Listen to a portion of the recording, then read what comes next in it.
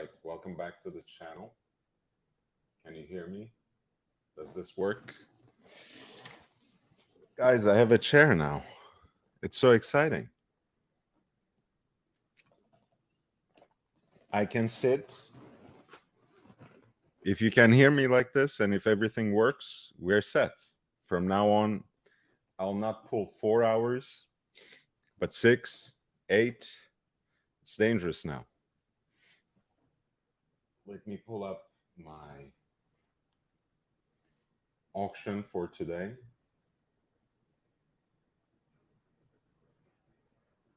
Where are we? Yes.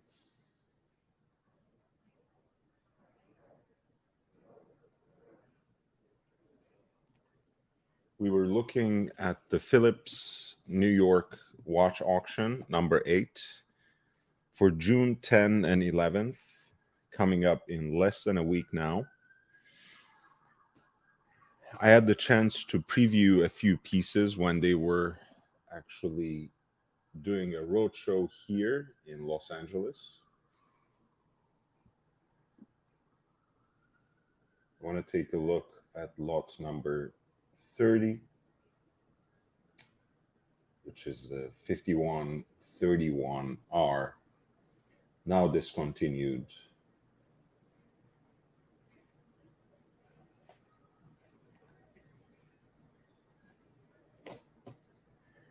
This is the chiming world time watch, minute repeater world time in pink gold.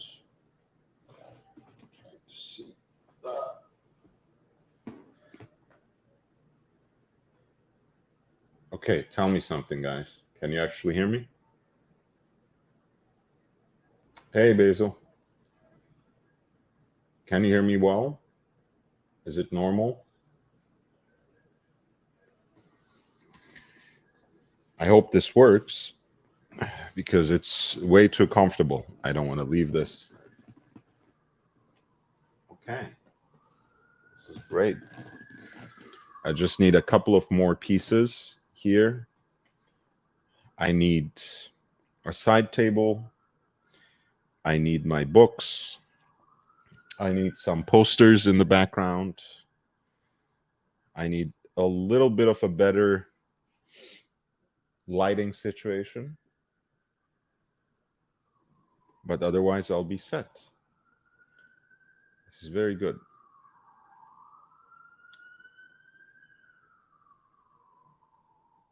Now we're looking at the lot number 30, Patek Philippe 5531R-012, which is the minute repeating world time wristwatch by Patek Philippe with a miniature painting of a scene from Lake Geneva in cloisonné enamel.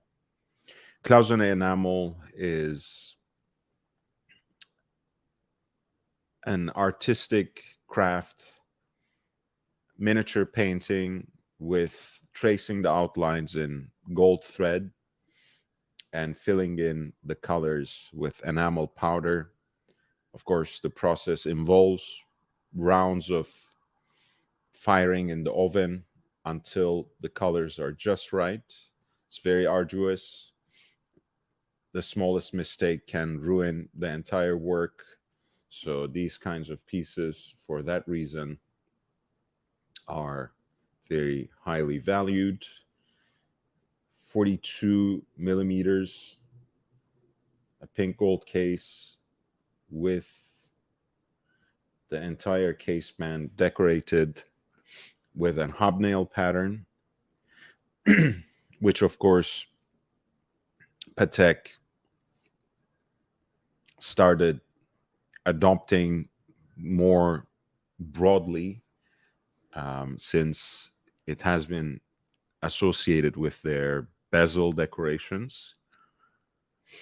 The fact that you have these pierced lugs actually allows you to see how the entire case band is decorated like this.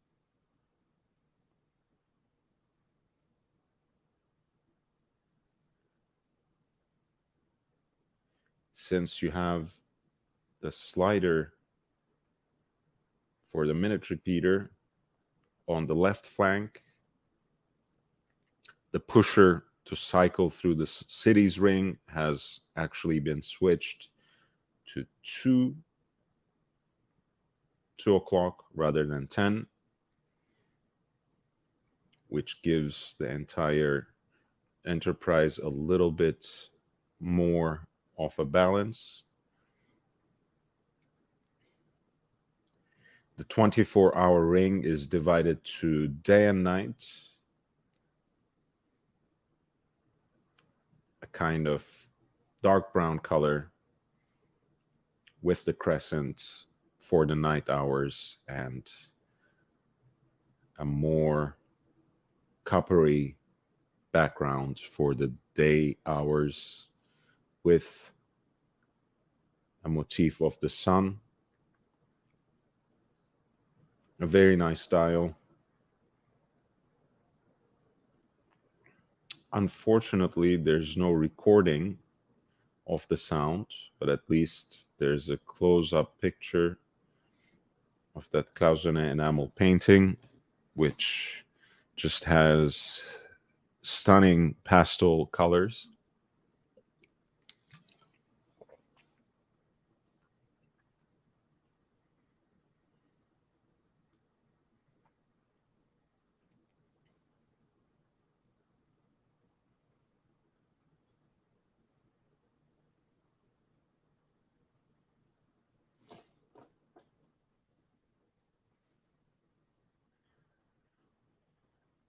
And with a 42 millimeter thickness, 42 millimeter diameter and 11.5 thickness, the watch is actually quite wearable as a wristwatch, so not entirely unreasonable. And it has a micro rotor caliber with a barleycorn decoration on that full gold micro rotor in 22 karat gold.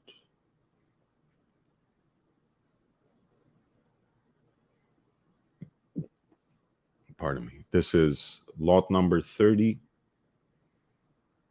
As you can see, it comes with a full set of its accessories, including a matching deployant clasp and a matching solid gold case back. If you want that additional heft on your wrist. And the estimated value of the piece is somewhere in the region between 900,000 to 1,800,000 US dollars.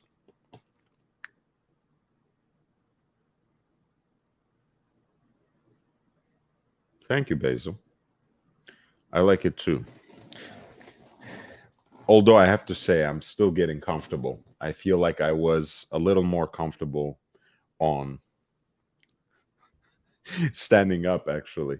I just need a proper desk or a camera that can actually film me from another angle where I can mostly switch to that.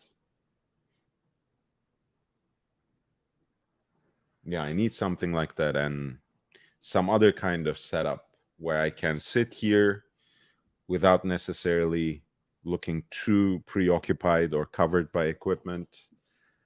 Maybe just a keyboard that I can use, that I can extend. Anyway, not a biggie. Let me see if I can bring this right here.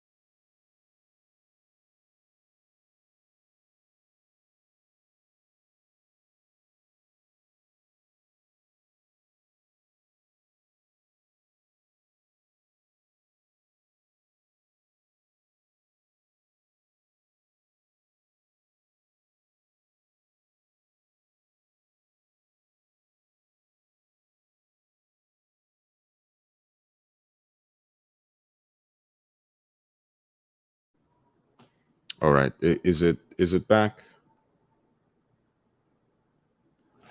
Man, this thing is giving me a lot of trouble. I don't know what's wrong with the cable. Ah, yeah. Thank you guys. And Bruce G, I appreciate you especially for sending a super chat to fix my foolishness. So I appreciate that. Um,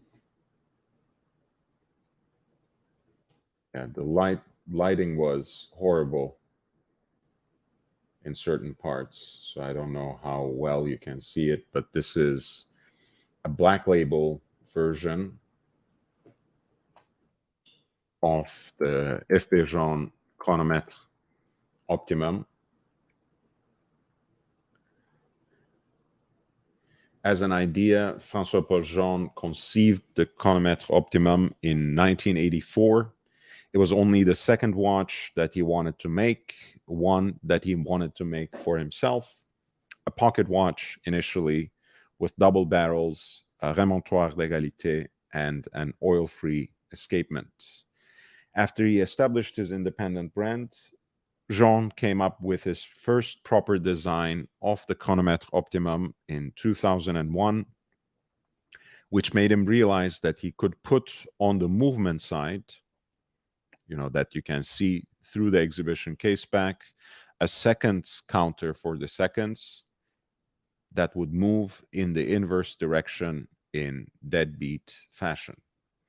Thus, long before it was released as a self-standing model, the chronometre optimum was integral to Jean's horological thinking, inspiring as it did the tourbillon nouveau movement and propelling forward Jean's aspiration towards a natural escapement for less wear and more reliability to ensure chronometric precision over long term. That's one of the problems with the Swiss lever, since the escapement actually involves quite a bit of friction in putting the movements into work. Of course, over long term, there's a larger possibility for the movement to get wear and tear on it. So, in theory, at least, a natural escapement allows for a movement that gets less wear and tear because the escapement involves a non-friction system. The chronometre optimum was first released in 2012 with its 18 karat pink gold caliber 1510, featuring a patented ABHP direct impulse escapement with biaxial design and a constant force mechanism, remontoir d'égalité, for chronometric accuracy.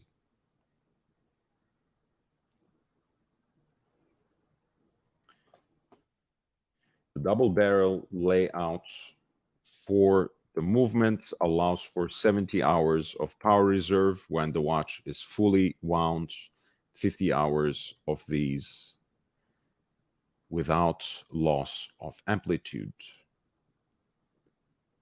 Thank you, Al. I appreciate you, man. Yeah, well, my back actually hurts more, Mike the Snake, if you can believe it, because the way I set up my computer right now on where I prop my feet, um, the ottoman just doesn't work well. Let's say that as a stand.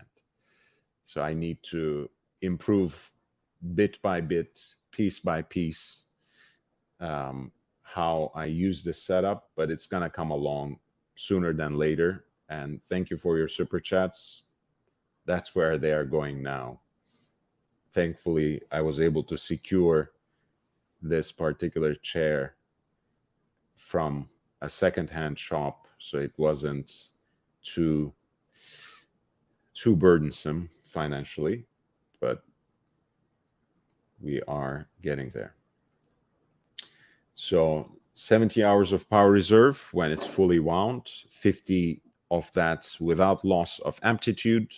With all of this in mind, it seems immensely apt that this particular 40 millimeter example in platinum is one of the only two black label pieces sold through the Hong Kong FP Jean boutique for that particular year, 2015. The Black Label collection is only available through the Marx boutiques, only to established collectors of FP Jean timepieces, which solidifies their exclusivity. And this is, of course, not only due to their black lacquered dial.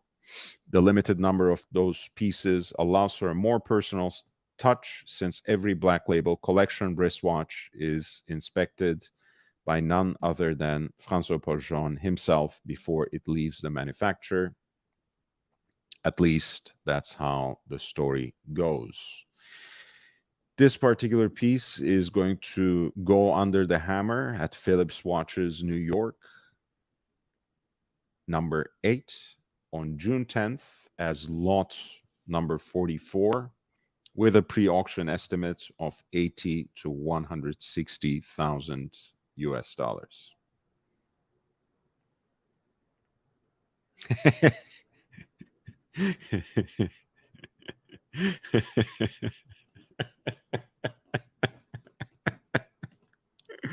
Man, I do miss this guy sometimes. Basil says Archie had to go all the way to Singers to shop for a chair. At least that's what he told his audience. Why not, man? Why not? And JJ, nice to see you, man.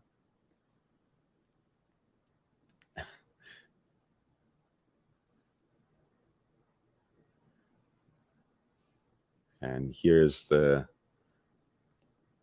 seconds counter that you can see through the case back on the movement side, which actually moves in the inverse direction of the small seconds on the dial side. And this is actually basically put into motion by the 1 second remontoire. So it's supposed to actually move in deadbeat fashion. So as if it's ticking.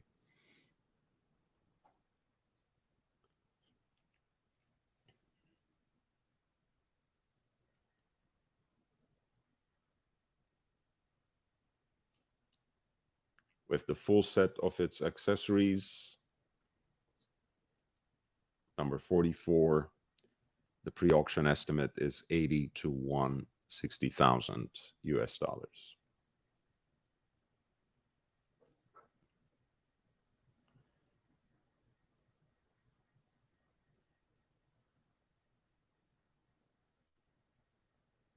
Again, if you have any requests, if you want me to go over any of the lots that I skipped or that I didn't get to yet, please feel free to let me know. I'll be more than happy to go back and cover them for you.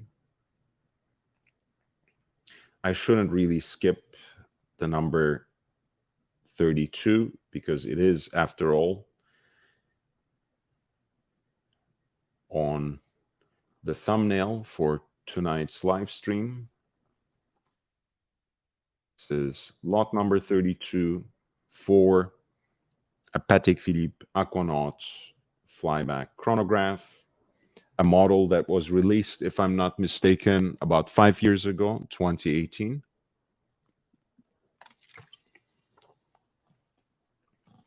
Again, it's one of those Aquanaut models that have the extra jumbo case, scaling right over 42 millimeters in diameter. It has a single crosshair styled chronograph register here for 60 minutes and a date indicator at 3. The classic um, gradient black globescape patterned dial with the rubber strap sitting flush with the lugs and the case band, pardon me, to create its own take of that integrated look, of that integral design. The accents of this piece are rendered in an emergency orange, and this includes, of course, the chronograph hand in that single register at 6 o'clock, and the centrally deployed chronograph seconds hand, not to mention the rubber strap itself, the Tropic strap.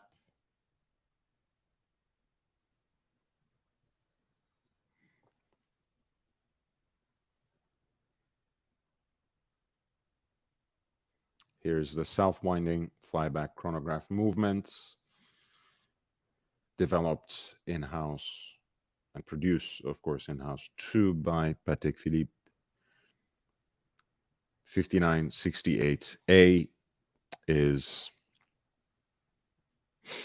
of course, in stainless steel, the A standing for acier,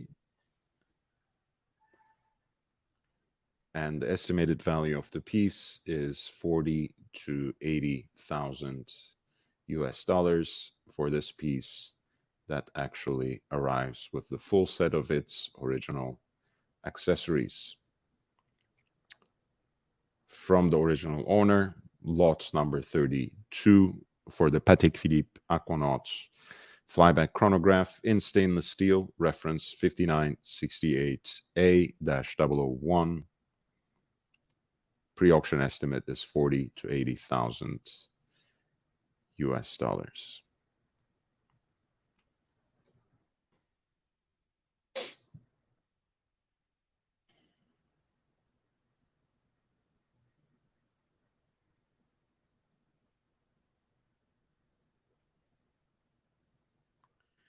Please hit the like button if you are enjoying the show so far, if you have learned something from it. I really appreciate your support.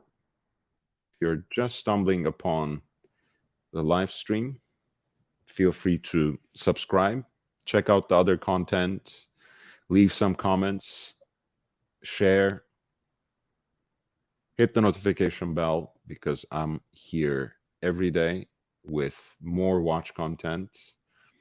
Tomorrow, I have a very special interview with none other than Jose Perez, Periscope himself, who brought first into public attention the sordid details of the story about the Speedmaster that never was. As you guys know, I have been covering over the last few days since Thursday last week the emerging news about the record-breaking vintage first series Omega Speedmaster that is now alleged to be, at least in parts, a forgery, at least in part consisting of aftermarket parts with a provenance that's doctored, and it turns out that Omega was the buyer itself, but now they are claiming that they are the victims along with Phillips. And I'm really looking forward to Periscope to tell us more about how he came onto his findings, which he presented in great detail and with extensive photographic evidence to substantiate his allegations in April 2023, and we will, of course, talk more broadly about how he goes on about finding some of these pieces on auction listings, and perhaps we will end up learning some tricks of the trade from him. But the only thing we can hope is to amplify the voices of people like Periscope who do that kind of work, and to increase platforms like mine and like others that actually spread knowledge and passion for collectors without seeking these kinds of get rich quick kind of schemes. So I'm really looking forward to tomorrow. We are going to start at 7 p.m. East Coast time, EDT, 10 p.m. 7 p.m. my time, PDT, 10 p.m. EDT. So I look forward to seeing some of you in the audience.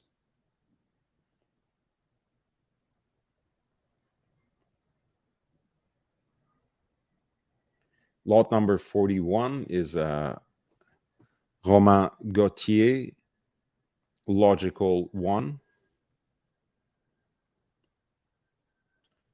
in titanium, which is one of only 20, and this particular piece is number 3 out of 20, with a beautiful blue enamel dial, skeletonized lozenge shaped hands for the hour and minutes, and a slightly oversized subsidiary dial for the seconds at around 6 o'clock. The piece has a constant force mechanism that actually presents a unique approach to fusée and chain. So we can actually read a little bit about it from the explanation that the good folks at Phillips provided from the catalog essay.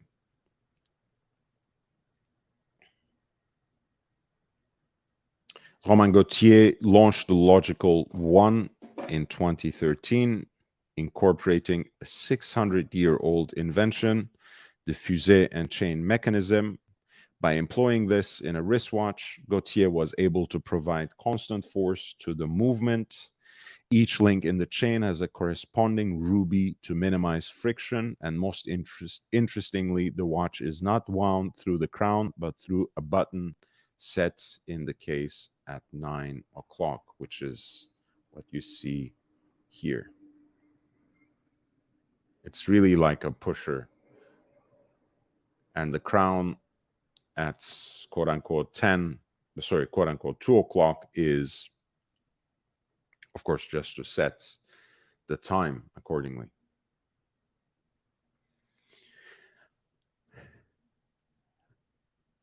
Romain Gauthier creates the majority of his components in-house, even before assembling and finishing them, including such challenging components as hairspring, which is actually quite rare, even among most independent watchmakers. In order to reveal these hard-fought innovations, his dials are open-worked, and the time is displayed, in this case, on an off-centered blue lacquered subdial. My apologies, I had assumed that it was enamel, allowing the wearer to feast their eyes upon a bevy of traditional movement finishing techniques and assembled in a modern and avant-garde manner. I have to say, the chain is so beautifully polished that it really is eye-catching. I've never seen such a high polished chain as part of a fusee and chain mechanism. It's really a stunning watch. Okay, I was right. They said it's a blue lacquer dial in the description. The paper says blue enamel. I thought it was blue enamel as well. So I'll take that. Even though the handwriting on the warranty looks like it belongs to a 5th grader, I'll believe it because it sounds better and looks like blue enamel. This doesn't look like a lacquered dial to me. And here is the layout of the movement from the back.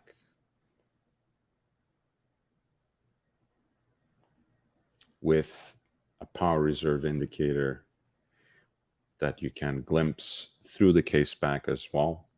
Once again, you actually charge the movement by pushing this button, not actually winding it through the crown.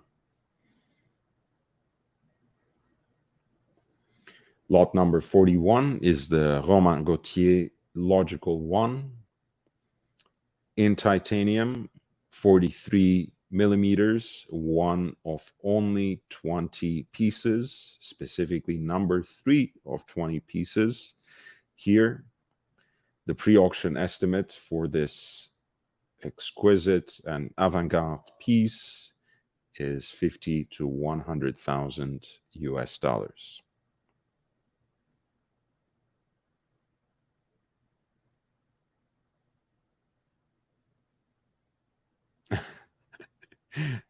I don't know. I'm just doing the work. I'm just reporting.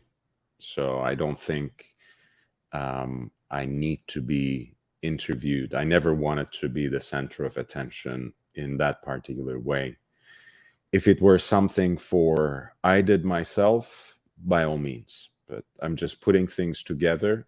I'm just trying to provide a platform so people can get the right information. I'm translating the journalistic work that was done and published in German. And thank you. I do deserve some credit, but not sure if I should get an interview from anyone. But I'm happy if someone from Hodinkee wants to come and make a statement about this on my channel as well.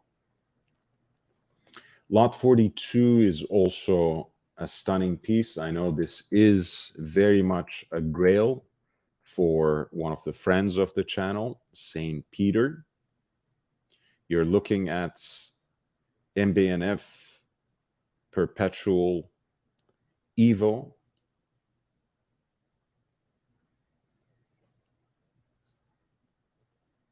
A Belfast native, Stephen MacDonald studied theology at Oxford University's Pembroke College between 1992 and 1996, not only to seek refuge from the Troubles, but also to understand everything that was going on around him.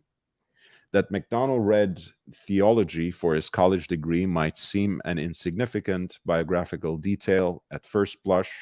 That is until you discover that he focused on the apocryphal gospels, the good bits. MacDonald recalls in a New York Times interview the stories that didn't make it into the Bible. MacDonald's approach to watchmaking and movement design follows a similarly unorthodox path. After all, his design of a new perpetual calendar for his friend Maximilian Büsser is anything but canonical, turning the traditional take on the complication on its head. For the legacy machine Perpetual, MacDonald essentially reinvented the complication by changing the default setting to 28 days per month rather than the usual 31 days. It is much more logical, he says. Every month, after all, has 28 days. And thus, the 581 component caliber proceeds by adding days rather than subtracting them, which is what the traditional way of executing the complication solves the problem, which makes the movement basically more complicated than it needs to be in a way, and more open to wrong kinds of manipulation, which can tamper the movement, necessitating uh, a very expensive repair. Thanks to this seemingly simple idea for the mechanical processor, actually had this in the preview as well, so let's take a look at that. Thanks to this seemingly simple idea for the mechanical processor, McDonald's design makes the prestige complication much more user-friendly and trouble-free. The foolproof system protects itself from incorrect manipulation and practically eliminates the risk for damage. When the LMP was introduced in 2015, it was an instant hit, and it has almost been immediately recognized with the Best Calendar Watch prize at the 2016 edition of the Grand Prix d'Horlogerie de Genève. In 2022, MBNF introduced the LMP Evo or Evo, a sportier version of the original, or as they put it, a watch for life. McDonald's contribution remains clearly recognized, unlike some of his other significant achievements that are bound by NDAs, since the caliber proudly carries his signature. This glorious example of the LMP Evo in a 44 millimeter case fashioned out of titanium with a 17.15 millimeter thickness and an 80-meter depth rating is offered as lot 42 on June 10 with an estimate of 100,000 to 200,000 US dollars at the upcoming Phillips New York Watches Auction number 8.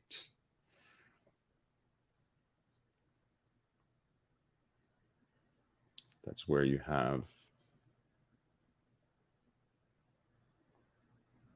the signature. Let's see.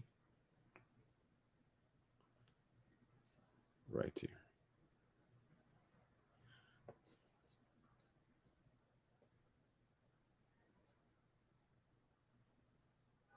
Lot 42 for the MBNF LMP Perpetual Evo with an estimated value of 100 to 200,000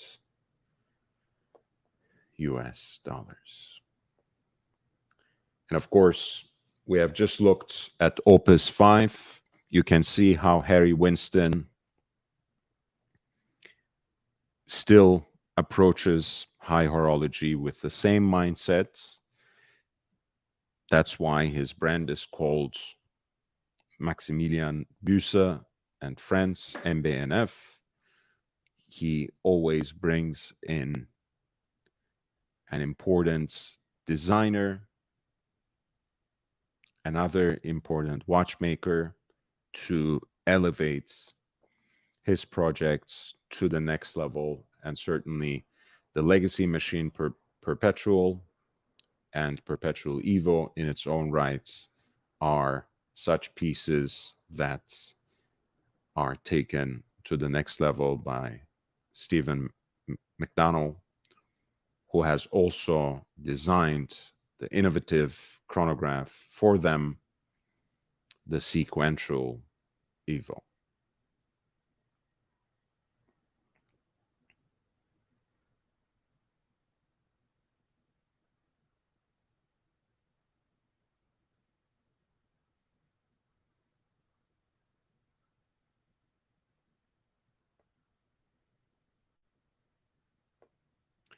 Lot number 46 is the Tourbillon Souverain Black Label. We were just talking about how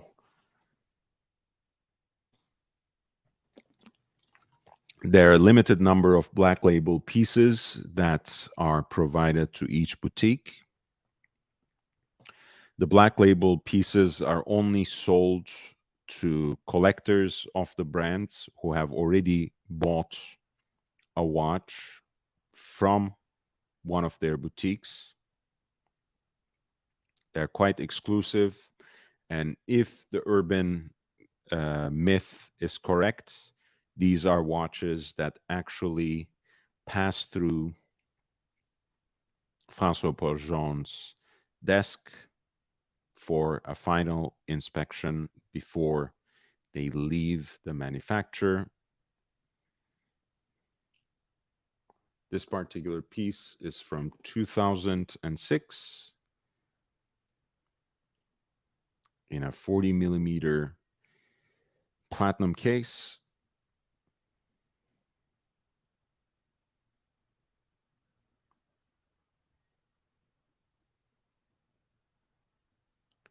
With the remontoir d'égalité and the deadbeat seconds.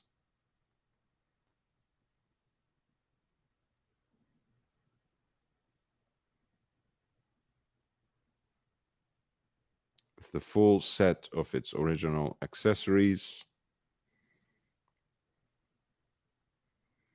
The caliber 1403 with its bridges and base plate fashioned out of 18 karat pink gold.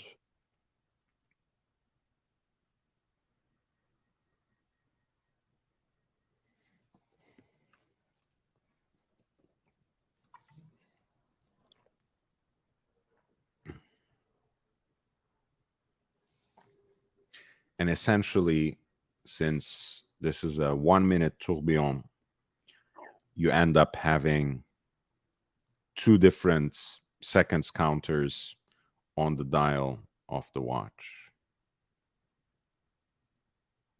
right? Because the tourbillon cage, of course, completes its revolution in 1 minute, and then you have the ticking seconds at that small second subdial, which is at the center of the off-center dial and the tourbillon carriage.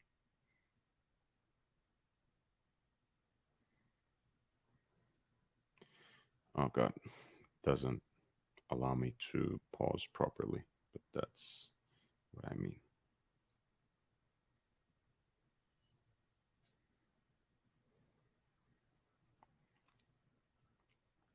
This is lot number 46 for a black label version of the Tourbillon Souverain from 2006 in a 40 millimeter platinum case, and of course the black lacquered dial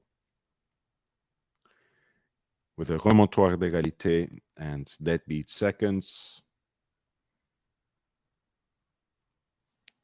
power reserve indicator up there, and with the full set of its accessories, the piece is expected to fetch an amount somewhere in the region between 200,000 to 400,000 US dollars.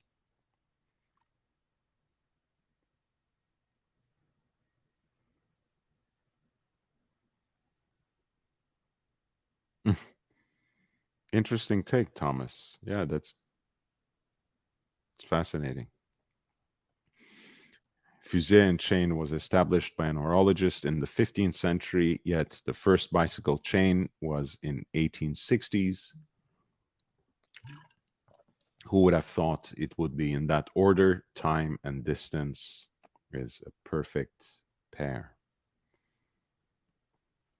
Really fascinating, isn't it?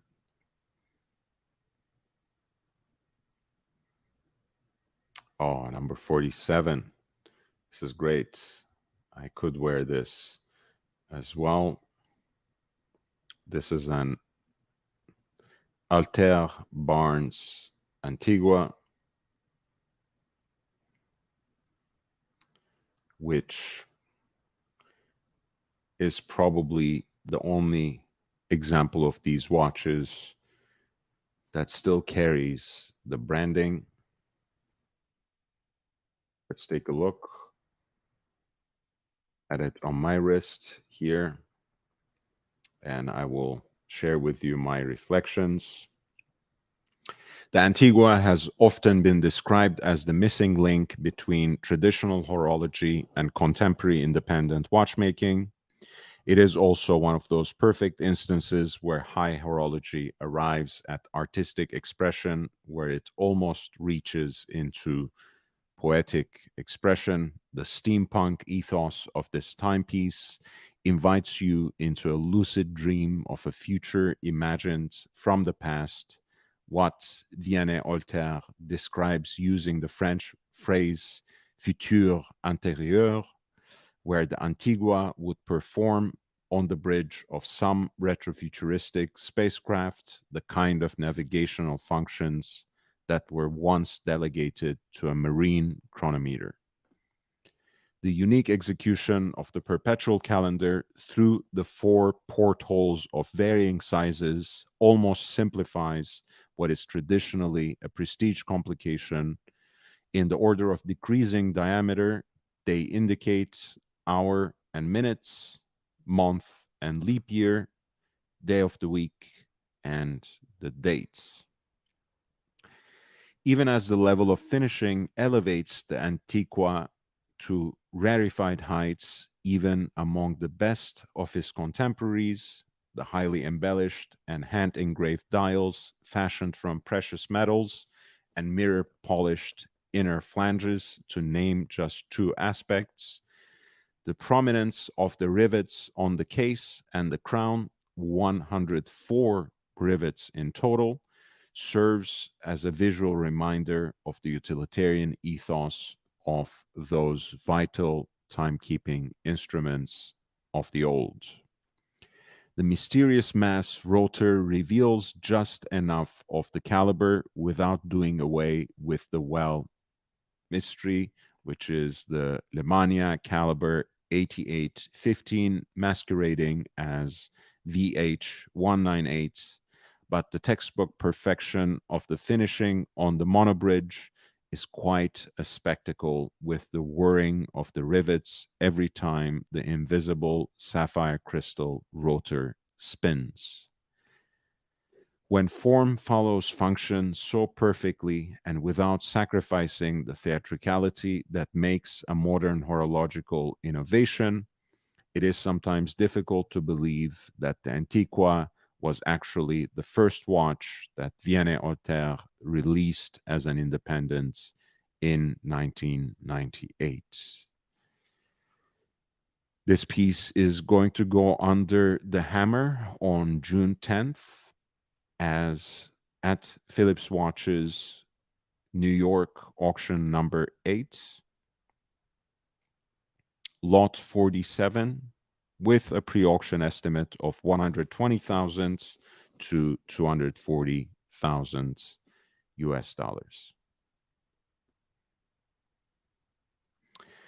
The story is, of course, that the French watchmaker Vianney Olter, who, of course, is quite legendary in his own right, and was, of course, right before he completely set off on his independent path, was, for example, collaborating with Denis Flageolet of De Béthune and François Paul Jean under the moniker THA, Technique Horlogère Appliquée, making, for example, movements for the CP series of Cartier, decided to produce these series of watches that were designed by the American artist Jeffrey Barnes. Before the pieces could be presented at the Basel Fair in 1998, the alliance, the collaboration, the cooperation had already crumbled, and basically every single piece that was actually produced with the true names on the face of the watch had such dials replaced when it came back to service. Apparently, this particular one never actually came back to the manufacturer, so it was somehow saved from such, um,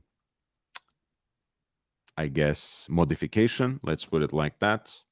Um, while I fully respect, of course, what Vienna Alter does with his watches, obviously, um, and while I understand completely, having gone through a few acrimonious breakups myself, how these things can get, I'm kind of happy that this particular piece still carries the names of of their both of its creators, Alter and Barnes.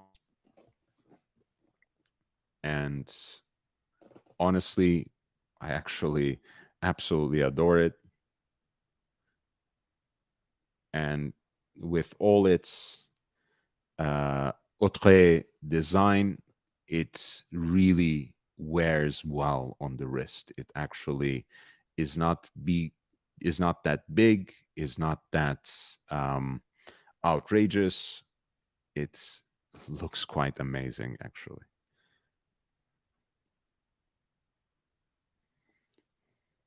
and really has that sort of Jules Verne kind of feel to it. Again, the pre-auction estimate is 120,000 to 240,000 in US dollars. And as you can see at lot 48,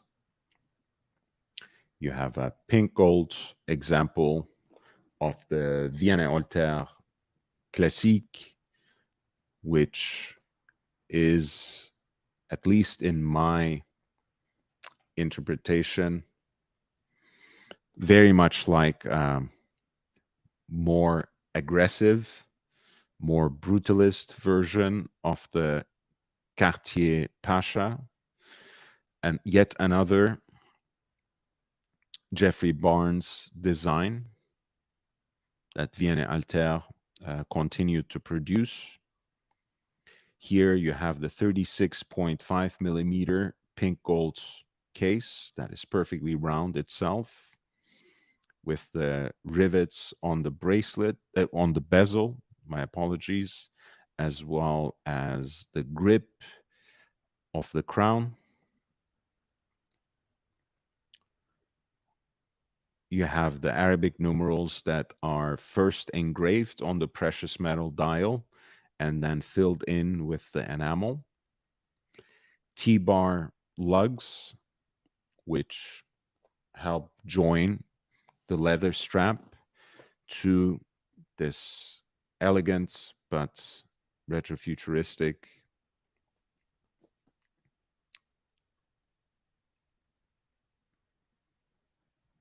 case. The modern hands are completely heat blued,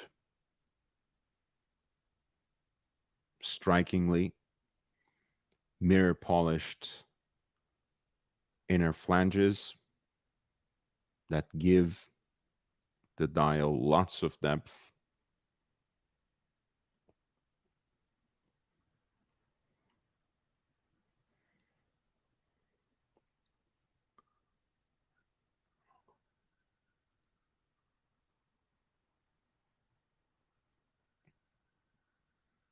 And there you can see caliber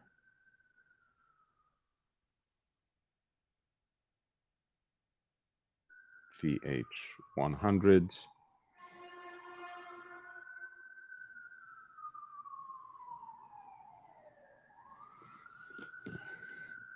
much less adventurous, perhaps, in design when compared to the Antiqua, but you can already see that similar porthole-like aesthetic.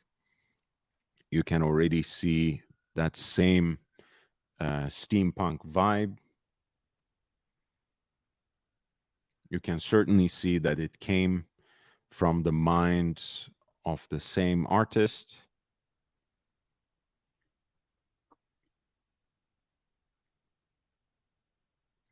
And once again, you have the mystery rotor modification on the Lemania caliber 8810, which becomes here VH100.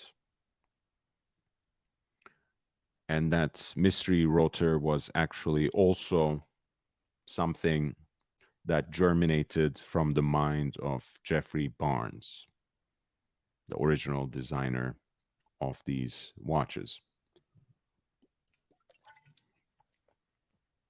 The classic was made only in 250 pieces in all various shades of gold, pink, yellow, and white. In this particular example, seems quite well preserved, and it does come with the presentation box, outer packaging, certificate of authenticity, as well as an extra crocodile strap.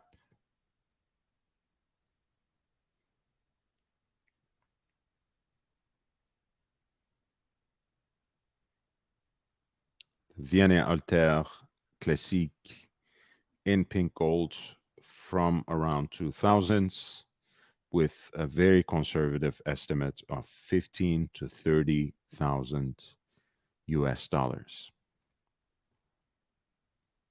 Just to add, the Alter Barnes, I believe,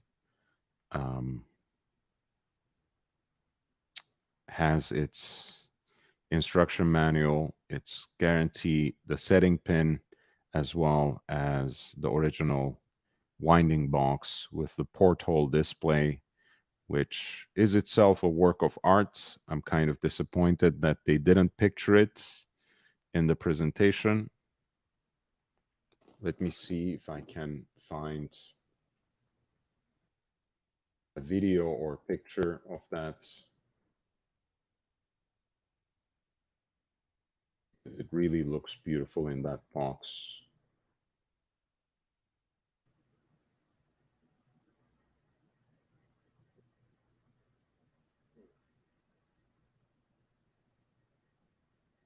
Oh yeah, this is Gary G's piece,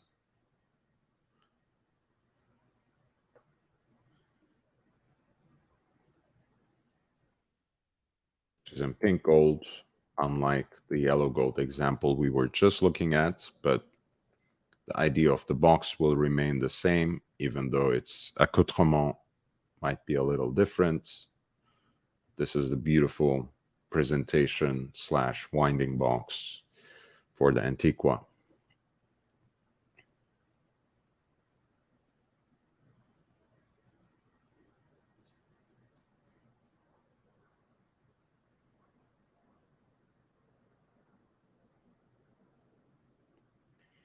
Lot 51, we have talked about the 130 yesterday when I was gushing over the pink gold example.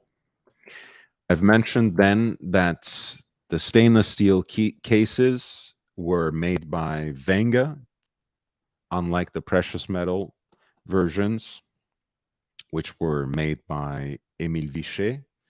Here, you have a case that's slightly bigger and a little more butch, with thicker and stubbier lugs. I think this is still a great example of the gentleman's chronograph at 34 millimeters of diameter, but certainly the piece has a sportier appearance. Here, it has an aesthetic that traffics in different shades of gray. thanks to the stainless steel case and the two-tone silver dial.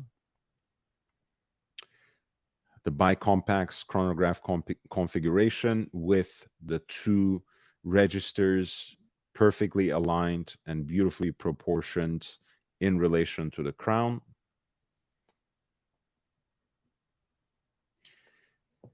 The abbreviated baton markers with applied Arabic numerals at 12 and 6, and feuille hands for hour and minutes, heat blued hands for the 30-minute totalizer, as well as the centrally deployed chronograph seconds hand. The dial is not as pristine as was the pink gold example,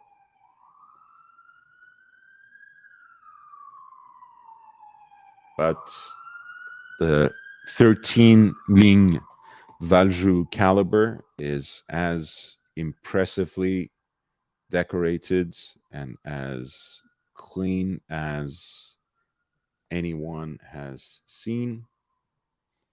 That beautiful cap on the column wheel that's alternatively mirror polished and grain brushed. A beautiful accent with the screw head especially black polished, which is something that Patek does very impressively and beautifully, something that they still continue to do. The characteristic Geneva stripes on the chronograph bridge, mirror polish on the countersinks in which the rubies are set. Stunning piece at lot number 51. A stainless steel example of the first chronograph published in series by Patek Philippe, reference 130, with a two-tone silver dial from around 1937, with a pre-auction estimate of 60 to 120,000 US dollars.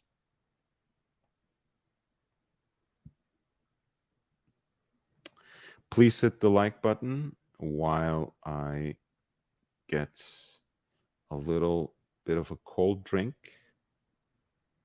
and I'll be right back. In the meantime, take a look at this lot number 52, which is a perpetual calendar pocket watch by Patek Philippe from early 1950s.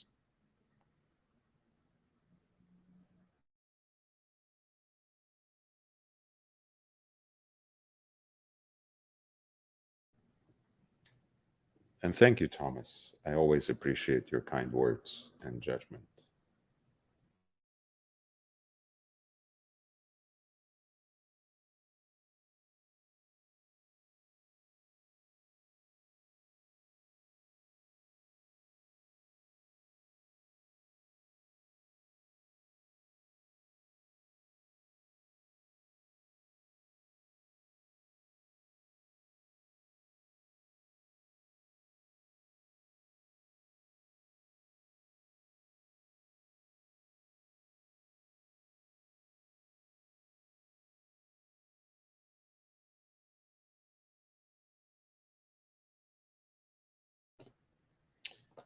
All right, I'm back, finally seated on a nice little chair that I recently picked up. Studio coming along thanks to the support of many here who have contributed with their super chats, and also especially people like I Love Maldives and Jake Brooks, who have made generous contributions in the past and more recently as well. We're looking at the Phillips New York watches auction number 8 that is going to take place on June 10th and 11th in New York. If you want to direct my attention to any particular lots that I may have skipped or that I didn't get to yet, please feel free to draw my attention to it by sending in the lot number with a super chat, and I would be more than happy to dive into it with some historical and horological detail. We're looking at lot number 52, which is a beautiful Patek Philippe pocket watch. Of course, having already looked at the Roger Smith number 2, having already looked at that sort of rare piece at lot number 12, we are hard to impress, but still you're looking at a Patek Philippe perpetual calendar from early 50s in a 46 millimeter yellow gold case, keyless winding, open face execution, applied Arabic numerals, a wonderfully balanced 4 subdial aesthetic, pencil hands, which are a great complement to the austere, complicated aesthetic of this watch.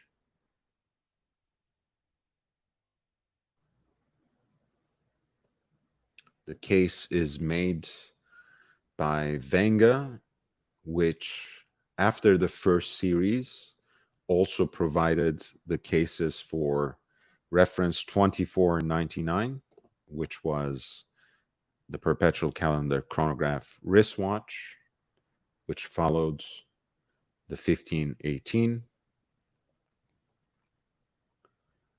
That reference being the first serially produced perpetual calendar chronograph in the entire world. This particular example is accompanied by an archival extract from Patek Philippe, which confirms its production in 1952.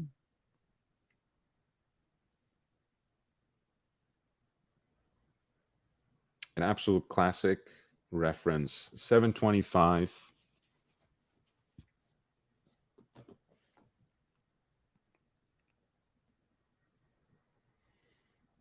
The piece is expected to fetch an amount between 30,000 to 60,000 US dollars.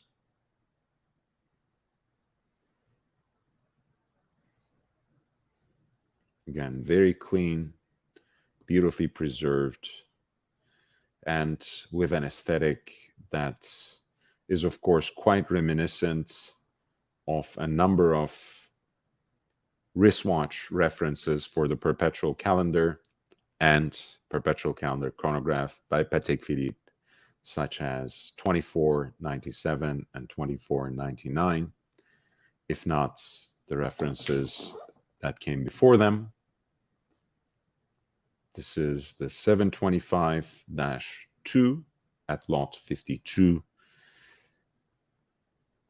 with an estimate of 30 to 60,000 US dollars.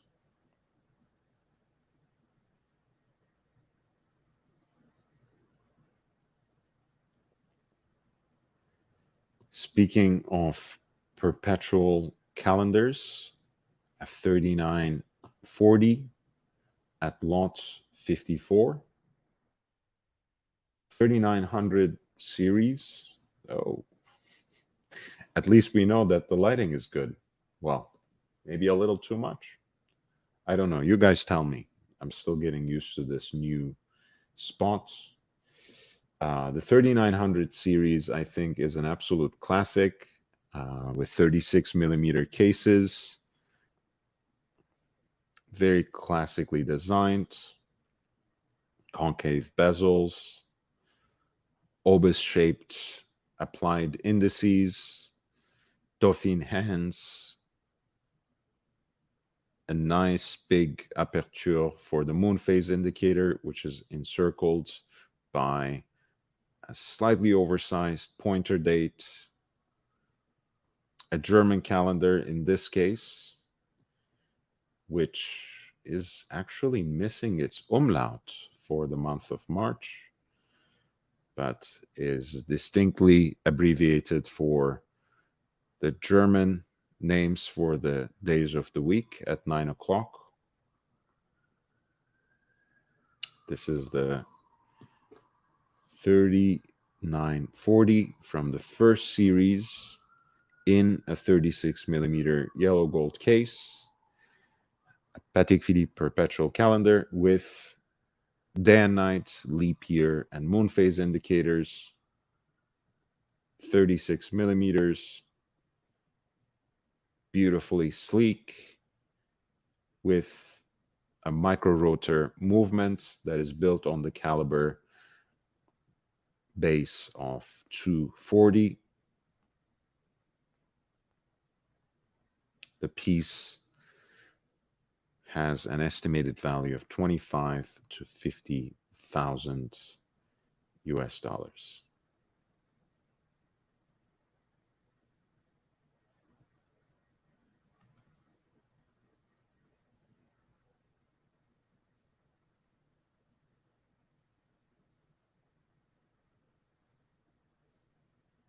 Of course, it is actually accompanied by an archival extract from Patek Philippe.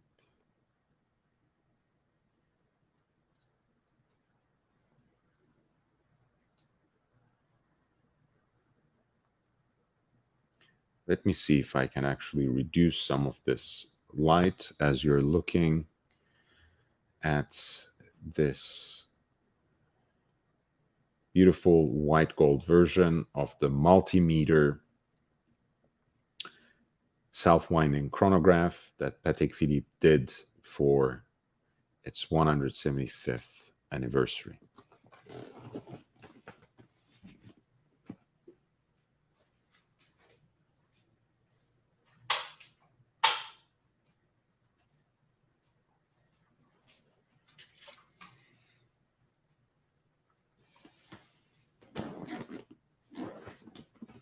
Oh, it's too dark.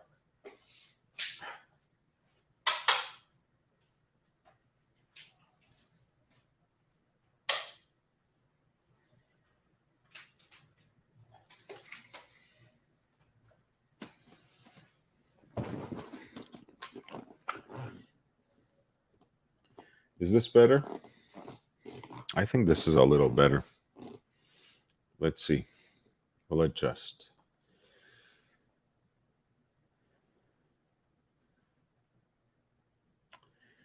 We are looking at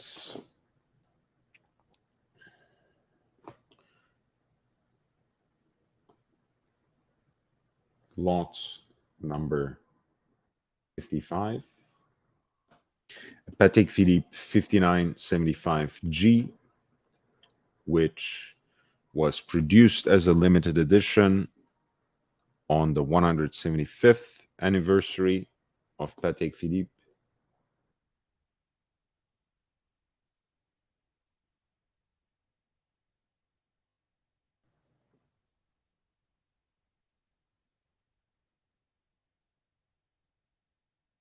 So 2014. This particular piece is from 2015. As you can see, it comes with the full set of its accompanying accessories, which include the special anniversary clasp in matching white gold, a déployant clasp, one of 1,300 pieces, 400 in each shade of gold, and 100 in platinum. There's also a commemorative coin that was minted for that anniversary.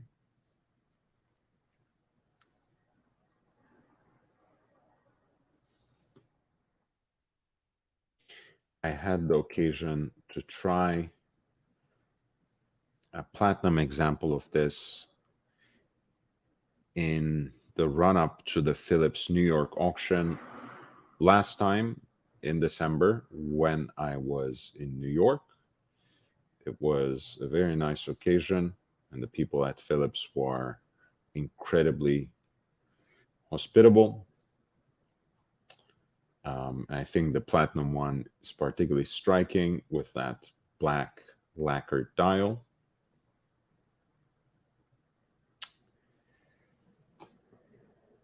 Here you have a white dial for the white gold,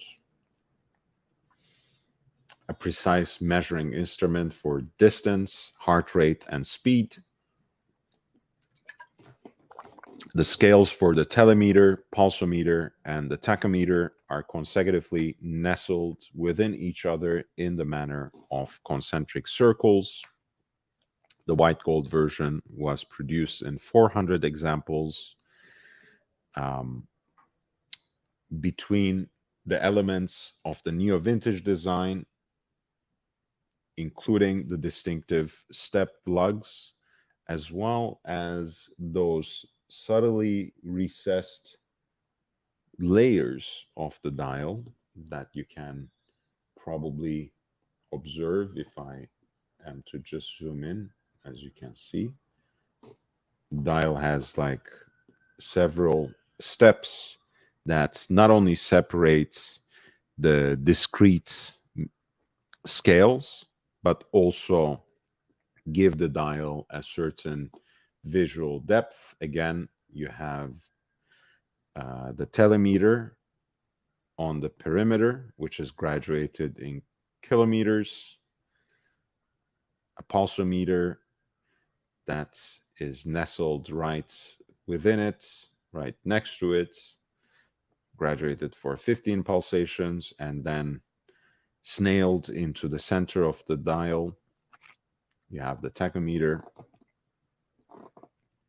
abbreviated baton shaped applied markers, and sword hands,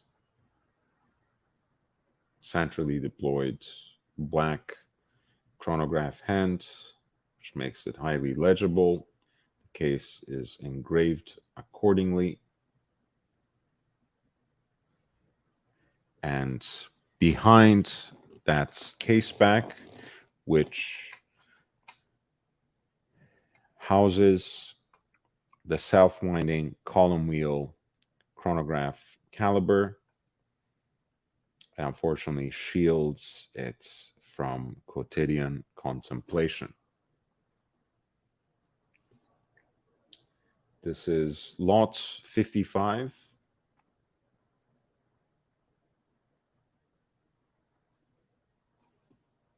For a Patek Philippe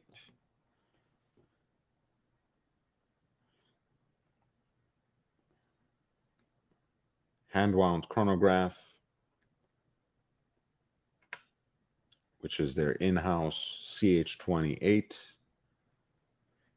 that is accompanied by the full set of its original accessories for the 175th anniversary, one of only 400. The piece is expected to realize a final hammer price somewhere between 30,000 to 60,000 in US dollars.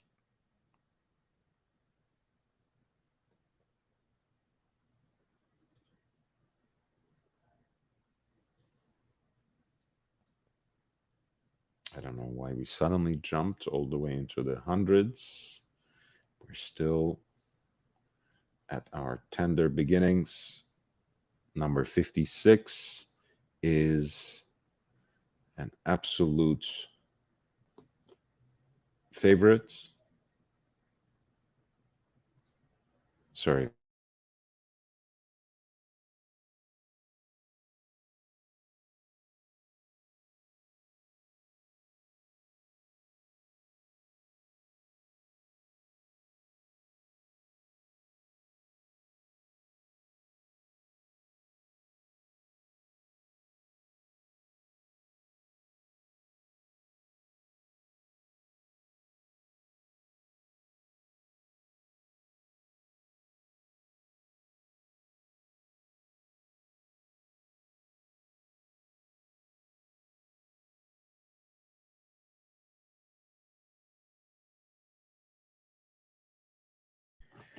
Okay, I'm back. Thank you for your patience.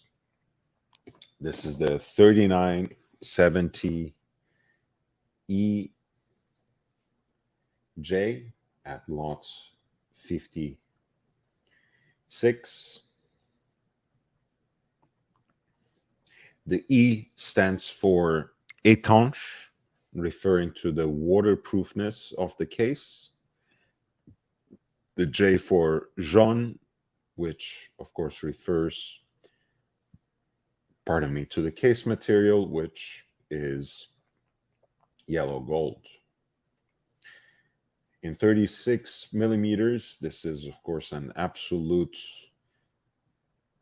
conservative and classic piece of design.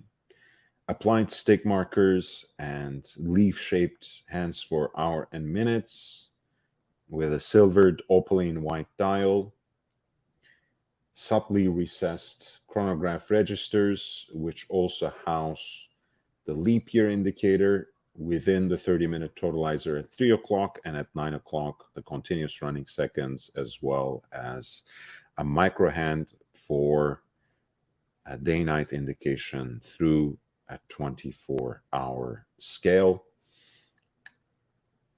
At 6 o'clock, you have the oversized pointer dates, which encircles the aperture for the moon phase indicator. Above the signature, at around 12 o'clock, you also have the two openings for the day of the week and the month.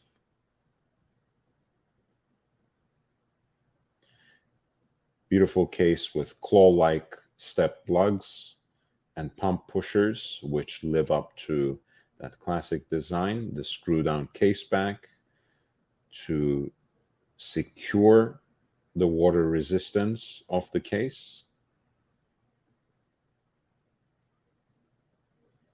And you can see how well preserved this particular piece is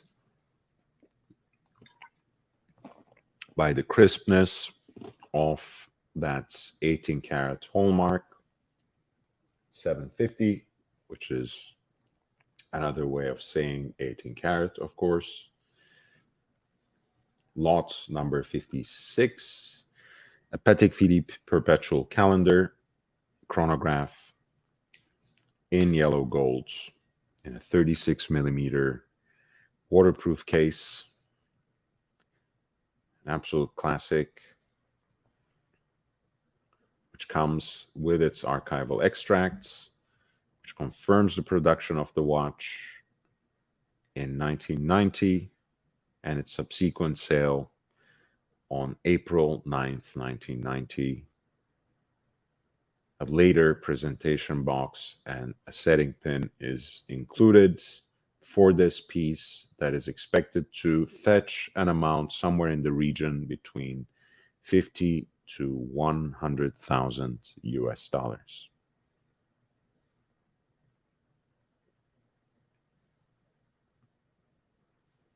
At lot 58, you're looking at a chronograph that was released in 1998 by Patek Philippe and therefore had to live for many years under the shadow of Alain Gonzun's Datograph, which literally set the tone for the high horological hand-wound in-house chronograph for some years to come, and perhaps still. The 5070 was an oddball for Patek Philippe for a number of reasons, but I think mostly because it's caught the collectors off guard with its oversized case. Today, it remains a very unique reference number, a very unique collection, to be honest, because it not only combines that kind of oversized case, which was relatively rare for Patek Philippe, at that point in time, but also because it's ended up being the last Patek Philippe produced chronograph that was built on the base of that Nouvelle Lemania CH27.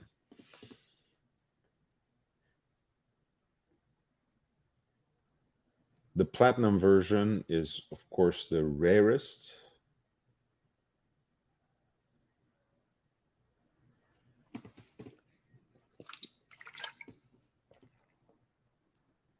It also has this bleu nuage, cloud blue somber style, which was exclusive to the platinum and which gives the watch a little bit of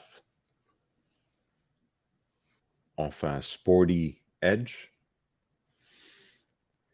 The other surprise about the 5070, of course, when it was introduced, it became the first solo chronograph in Patek's catalog in 3 decades, because that category didn't exist among Patek's offerings after the 1463 was discontinued.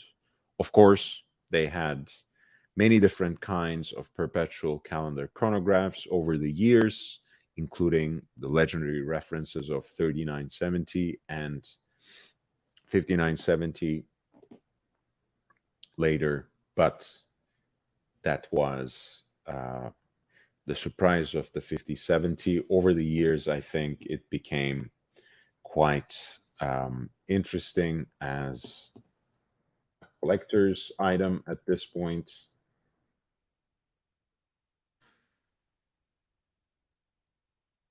I believe the 5070p had a very limited production period, about a year, because it came out, I believe, in 2008 and discontinued in 2009 as well. Basically celebrating the 10th anniversary of the release of this piece, which came out exclusively in yellow gold, which was produced in pink gold and white gold between the years of 2002 and 2008, and was finally wrapped up with platinum with the sunburst blue dial. The 5070 was, of course, later replaced by the 5170, which for the first time featured Patek's in-house hand-wound column wheel chronograph base CH28, and which was itself later discontinued and replaced by the 5172, which presents this category today in Patek Philippe's catalog.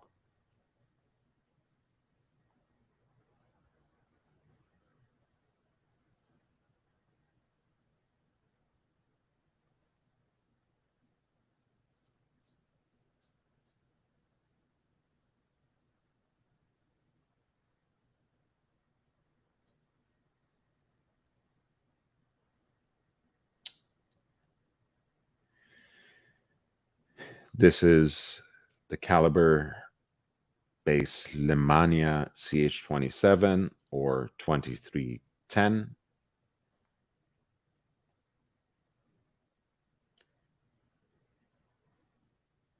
Finished, assembled, and regulated to the highest standards expected by a movement that carries the Geneva hallmark, which is present on this balance bridge.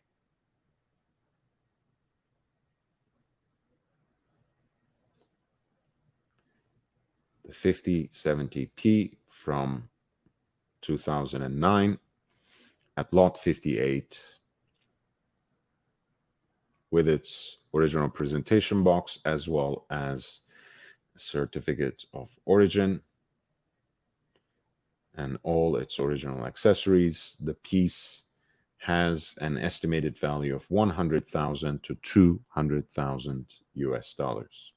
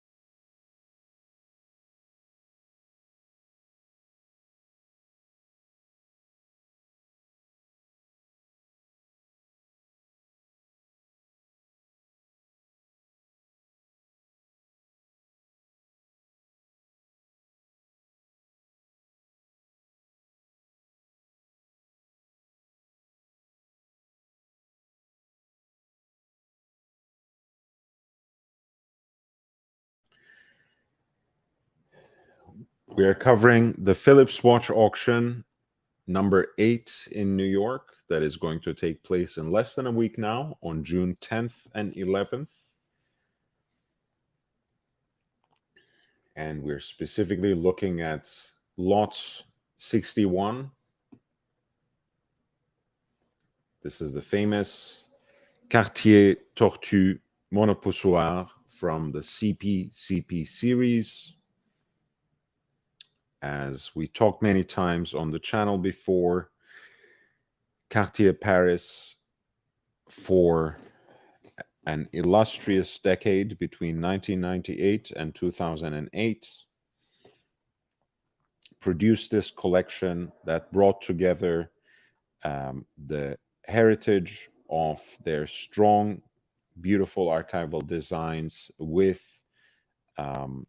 the high horological expertise they had both in-house and recruited through emergent independent watchmakers. François Porjon and Denis Flageolet were included in this group of watchmakers who had supplied to them before as Technique Horlogère Appliquée, THA.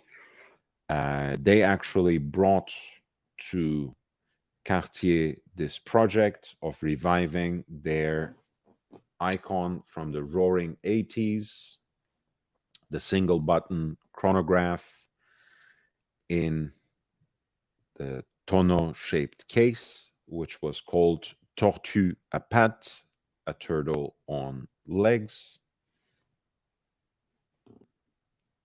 This particular edition has the classic silvered dial,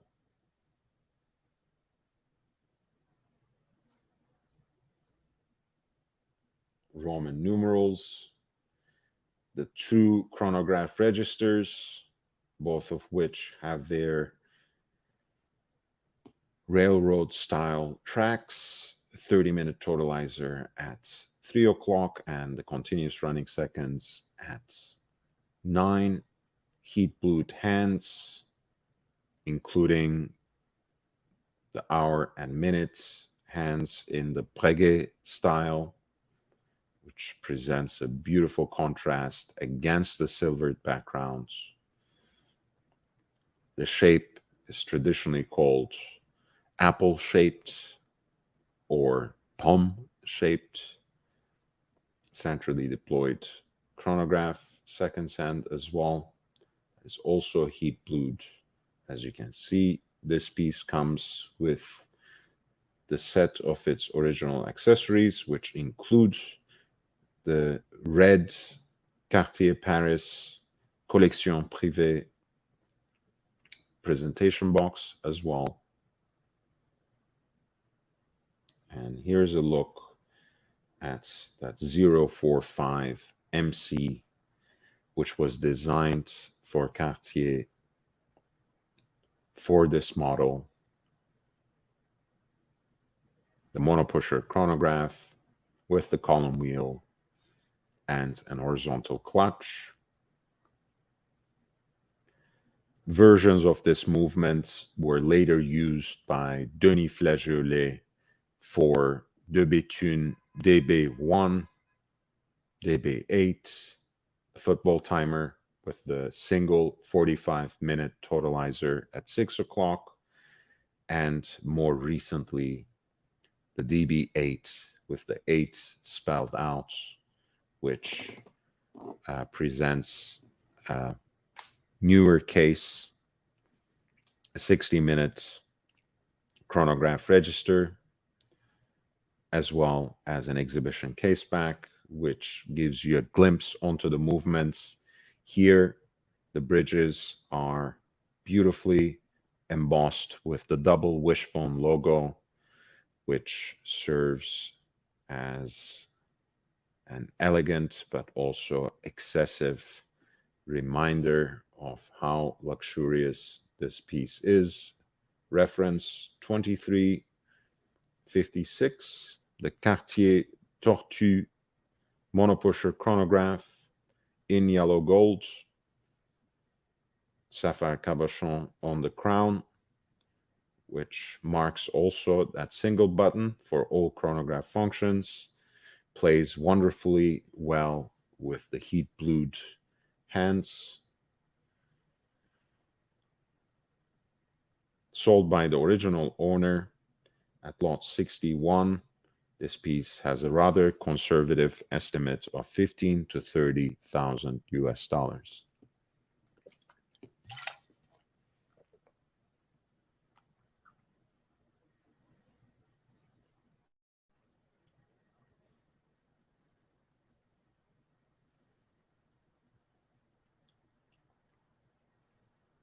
At lot 63, we're looking at an Audemars Piguet tourbillon in a platinum round case, which is a Jules Audemars case, 39 millimeters in diameter, on a leather strap with a matching déployant clasp. This particular piece has the same movements as those references of the Royal Oak, which have a similar dial layout, with the tourbillon carriage itself echoing with the octagonal design. Here, of course, it follows the lines of the round case of the Jules Audemars series. Off-center dial for the hour and minutes, with Arabic numerals at quarters, and applied stick markers for the rest of the hours. Gold beads for 4 and 8 o'clock as well.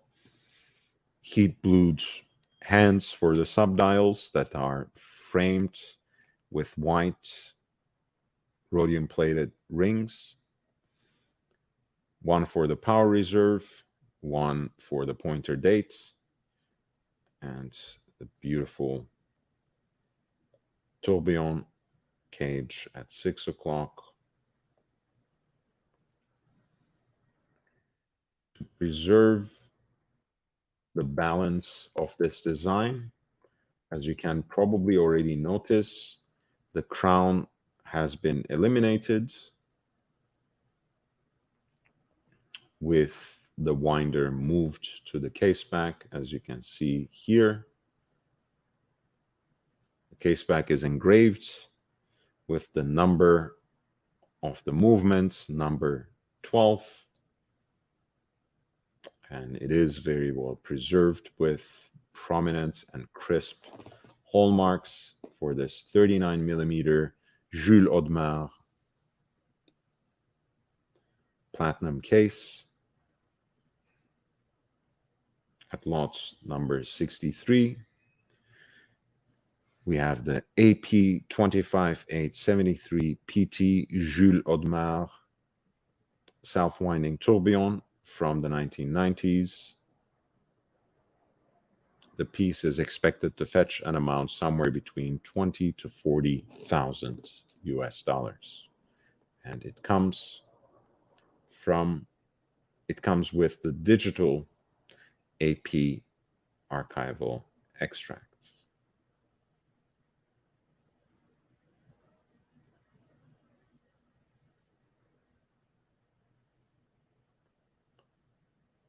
Lot 64 is a stainless steel version of the AP Royal Oak Perpetual Calendar.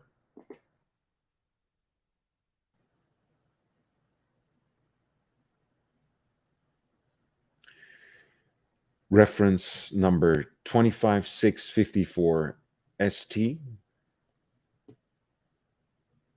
with the earlier version of the perpetual calendar movement. As you can see, certainly no weekly calendar in sight, which in the most recent instances is indicated along the perimeter of the dial, but there's also no leap year indicator, which gives a very clean and balanced look to the dial.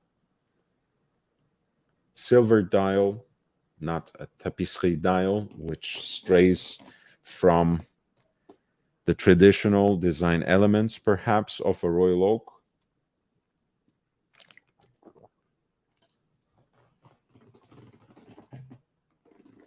But it actually looks quite nice in a minimalistic way, if not quite legible when it comes to the timekeeping functions, at least.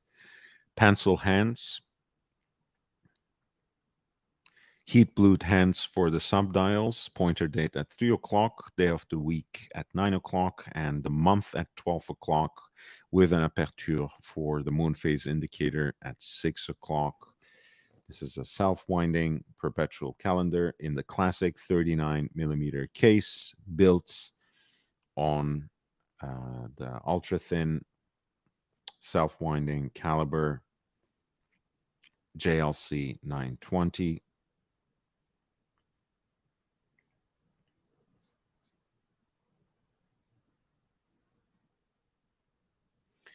The piece comes with an archival extract, a setting pin, as well as a winding box from AP.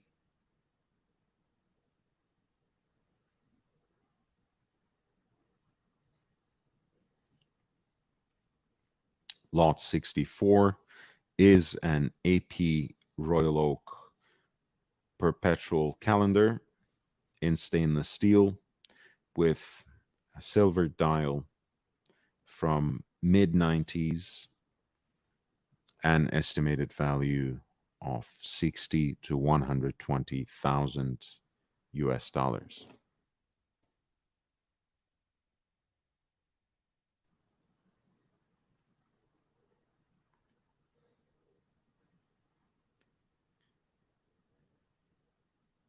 Lot 65 is another perpetual calendar, this time by a distinguished independent maker in FP Jaune.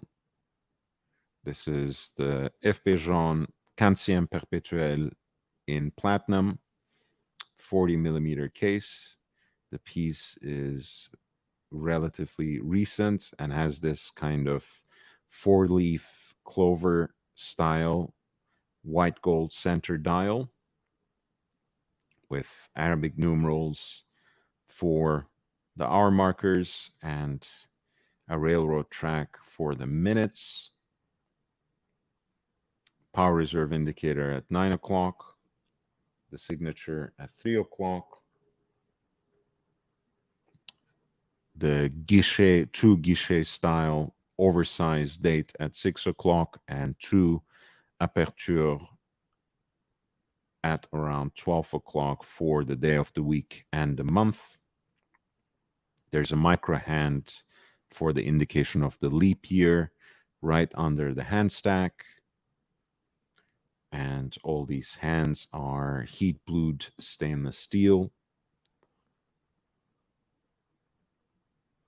with a knurled grip on the crown.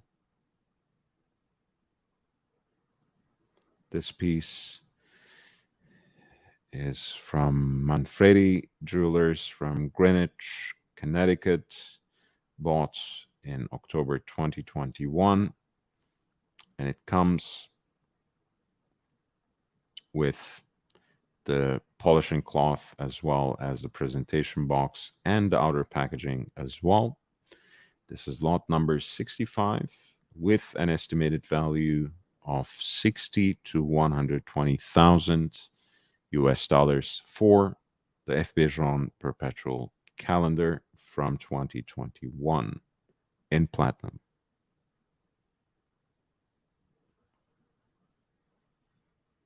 If you want me to highlight any particular lots, feel free to send in a super chat with the lot number, and I will be more than happy to dive in and discuss the watch in some significant detail.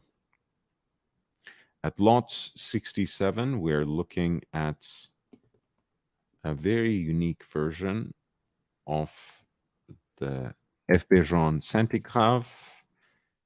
This is the piece that actually replaced the Octa chronograph, which was a flyback and very classically styled wristwatch chronograph by F. Bejon. But in his exchanges with Jean Todt, François Paul Jean decided to make a modern chronograph with motorsports in mind. And the Centigraph was what he came up with.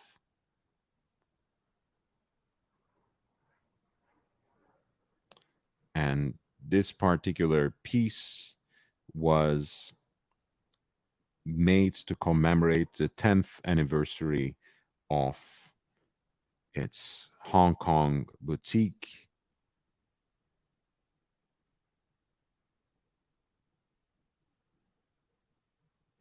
Each case back is engraved with the unique reference number.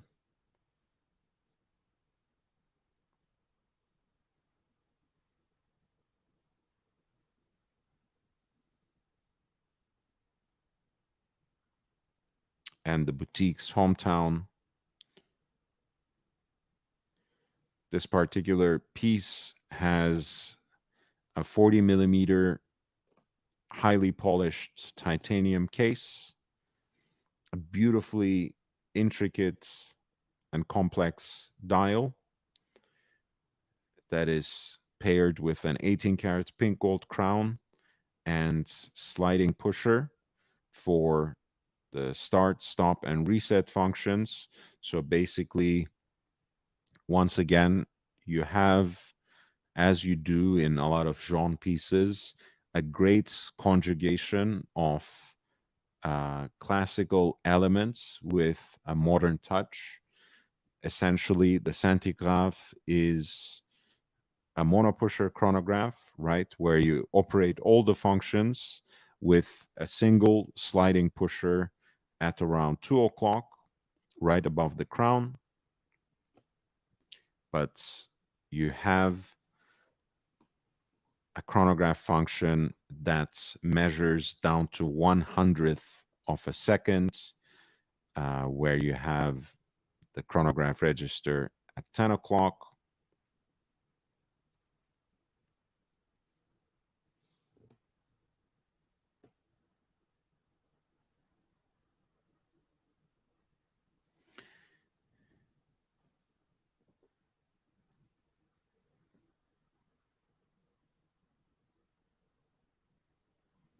This is number 6 of 20 pieces made for the Hong Kong boutique. A unique two-tone execution again, with a mirror polished titanium case, pink gold accents, also the sapphire subdials, which are partially open worked.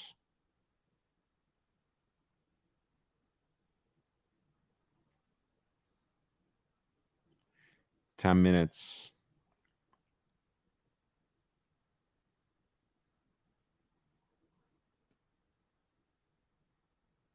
at 6 o'clock.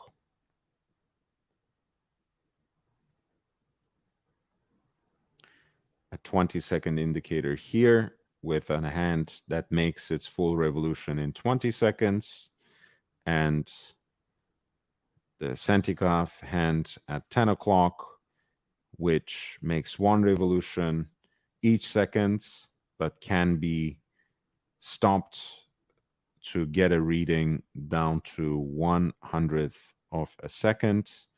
The centigraph souverain was discontinued except for the Line Sport series in 2018. So the centigraph anniversaire apparently is the only version you can get from now on. Because FP Jean decided that there's going to be a limited run of the centigraph anniversaire for the 10th anniversary of each boutique. And I think those anniversaries are coming up for the boutiques in Los Angeles, Miami, Beirut, Kiev, and Dubai as well. Although I don't know the exact dates of foundation for those boutiques. So I'll have to double check on that and see where these pieces are actually coming up.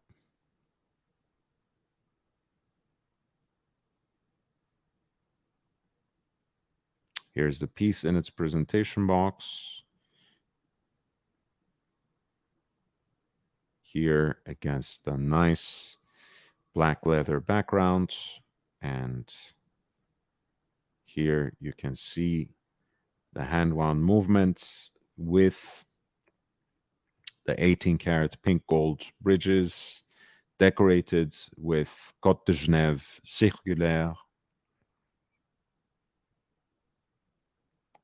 and all the other elements of François Pajon's decorative style, including some decent anglage and elements of mirror polishing, especially in the countersinks of where the rubies are set.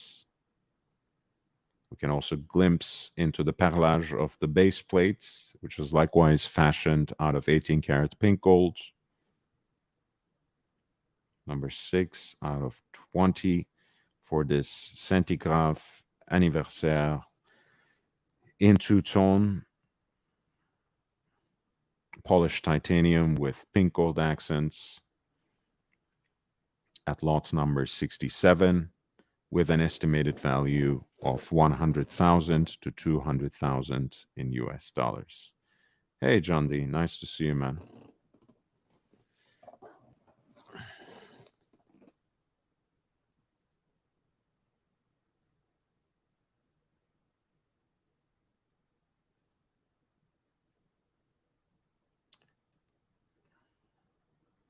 Lot 71. Oh, wait, I skipped some interesting pieces. Lot 66 is an AP chronograph tourbillon. Please take a look at that as I take a short break. I'll be right back.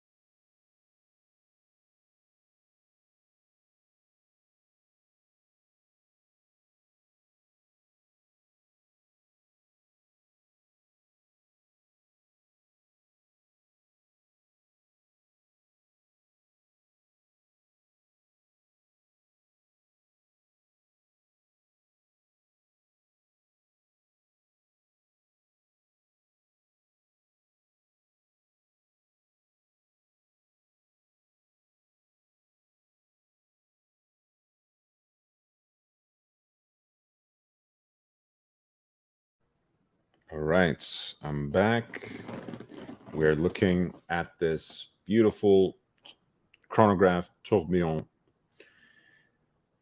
by AP in a Royal Oak case. This is lot number 66, reference 25977 ST, all in stainless steel, case and integrated bracelets.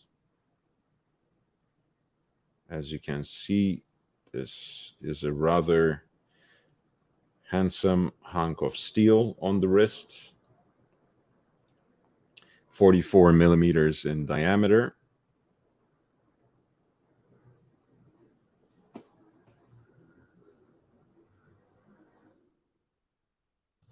And I think also almost 13 millimeters in thickness, with the tourbillon cage at 6 o'clock, 30-minute totalizer at 3, and continuous running seconds at 9. You have the classic AP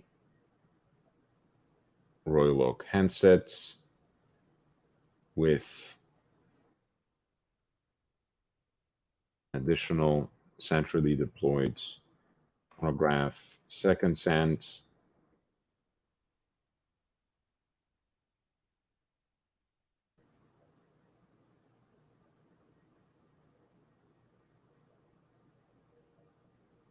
The dial is what we call a grande tapisserie, so its squares are a little bigger than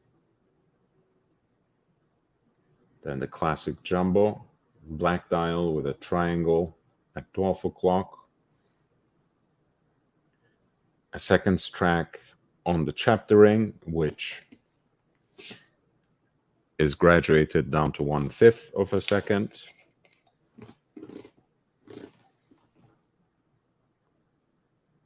And an exhibition case back, which gives you a very nice look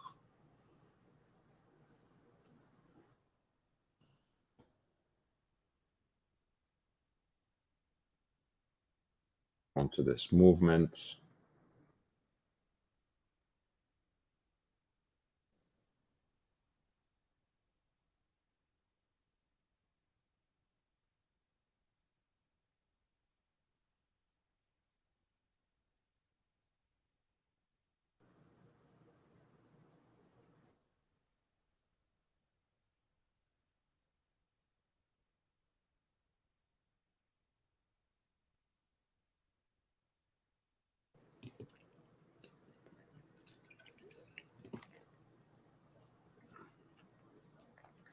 And I believe this tourbillon chronograph movement is actually built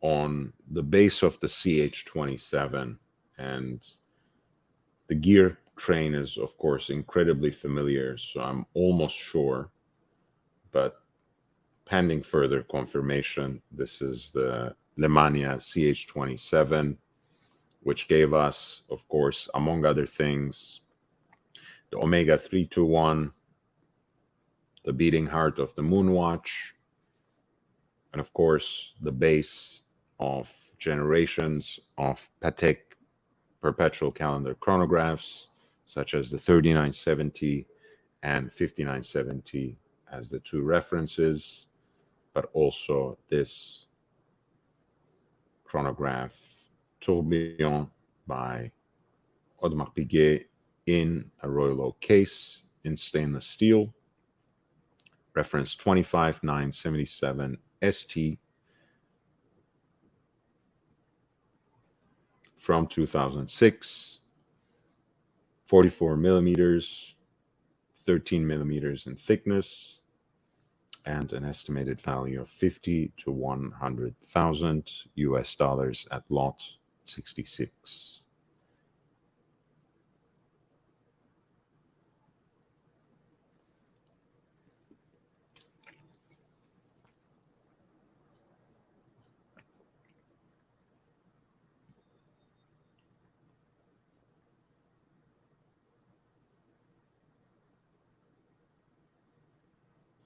At lot 69, we're looking at a rather contemporary version of a Patek Philippe perpetual calendar chronograph, the 5270P is, of course, one that is actually built on the in-house movements CH27, CH28, my apologies.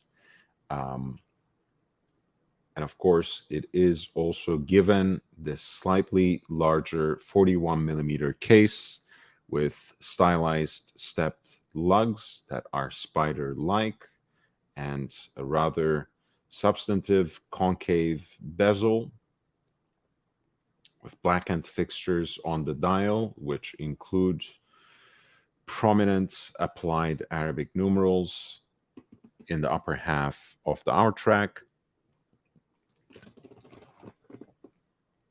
On the Salmon dial, which includes a tachometer scale on its perimeter, feuille-shaped hands, the day of the week and the month through the two openings at 12 o'clock. There are also two porthole like aperture, beautifully mirror polished on their flanges for the leap year indicator and day and night indicator.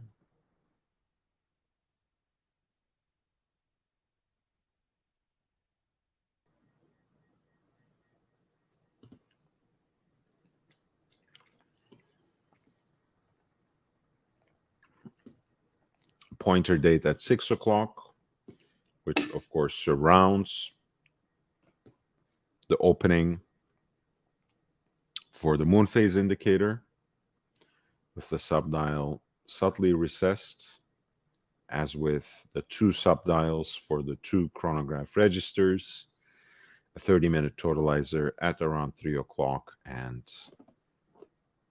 the continuous running seconds at 9 o'clock. This is a 50-70 platinum with a salmon dial that beautifully complements the cool and cold white metal of the case, with a single brilliant diamond placed at 6 o'clock between the two lugs, as is the case with more modern platinum Patek Philippe watches. You are provided here with the full set of the piece's accessories, including a full platinum case back if you wanted to, for whatever reason, obscure the CH29 based in-house perpetual calendar chronograph movement.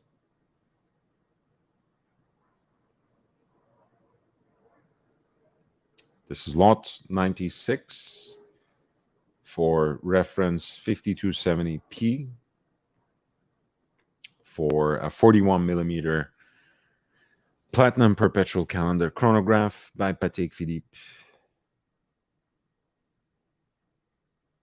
for an estimated value, with an estimated value of 100 to 200,000 in US dollars.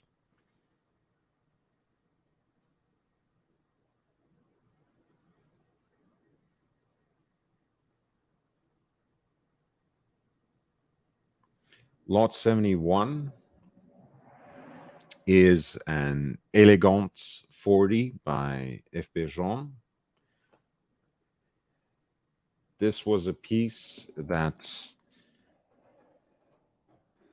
François-Paul Jean wanted to design after the wives of some of his collectors asked him to make a woman's watch. He wanted to produce an octa with a mechanical movement in reduced size first, But then he became convinced that that was not really viable, that there wasn't enough interest for such a watch. So he wanted to come up with a concept for a unique hybrid electromechanical piece that had more extended autonomy than everything else that was involved at the time. It took 8 years to design. The piece has ideally 8 years of autonomy on a single battery, but is advised to be brought into service every 5 years because it allows for the maximization of energy, since every time you take it off your wrist and leave it alone for about half an hour, it basically starts hibernating. And when you pick it up, it practically instantly goes back to the time that it has been keeping all along, which of course maximizes the battery, and the hands travel through the shortest distance when they're recovering that time, which of course is all made with this um, preserving um, mentality in mind. The whole idea is to give a battery operated watch the longest autonomy possible. And Francois Porjon, when he was designing this watch, also chose the battery first. Basically, the one that was relatively compact but had the longest charge, and designed the movement around it. This is the Elegant 40, so still the feminine size. There's also a 48, which is larger. This piece has 2 rows of diamonds on the 2 flanks, right and left.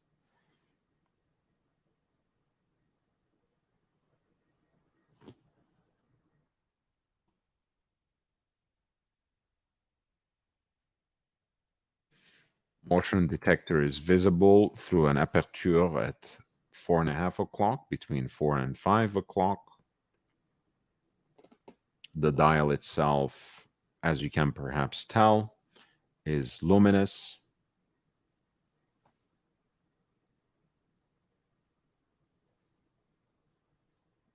Small seconds at 6 o'clock. Heat blued hands in this titanium case. Quite light, very practical, and innovative electromechanical piece by F. Bergeron at lot 71, an Elegant 40 gem set in the titanium case from last January,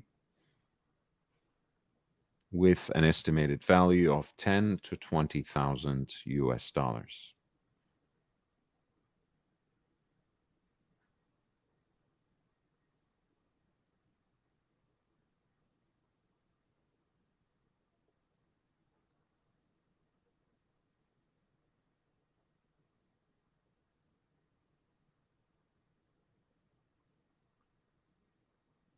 At lot 73, you're looking at the 2017 anniversary series of Omega, 557 pieces, new old stock.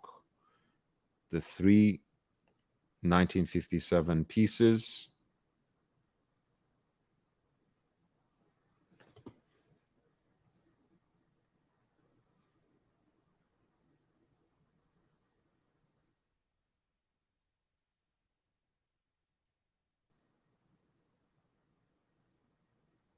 of the Speedmaster, Seamaster, and the Railmaster. The 60th anniversary trilogy sets from 2017 in unworn, new old stock condition, all in stainless steel, of course. Modern watches with the vintage aesthetic. The Broad Arrow Speedmaster 57 running on 1861 with both the Railmaster and the Speedmaster running on the coaxial 8806 with their matching stainless steel bracelets.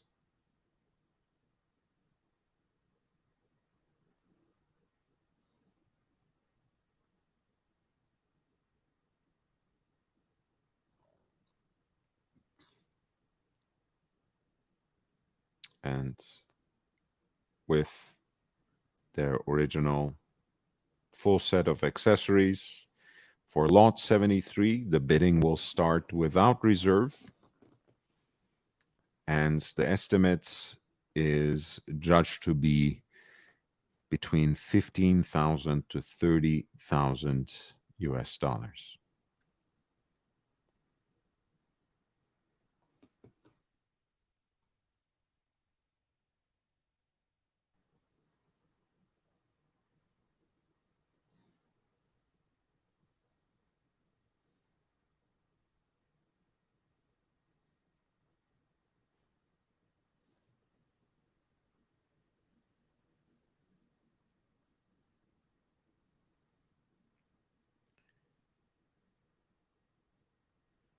We have a number of interesting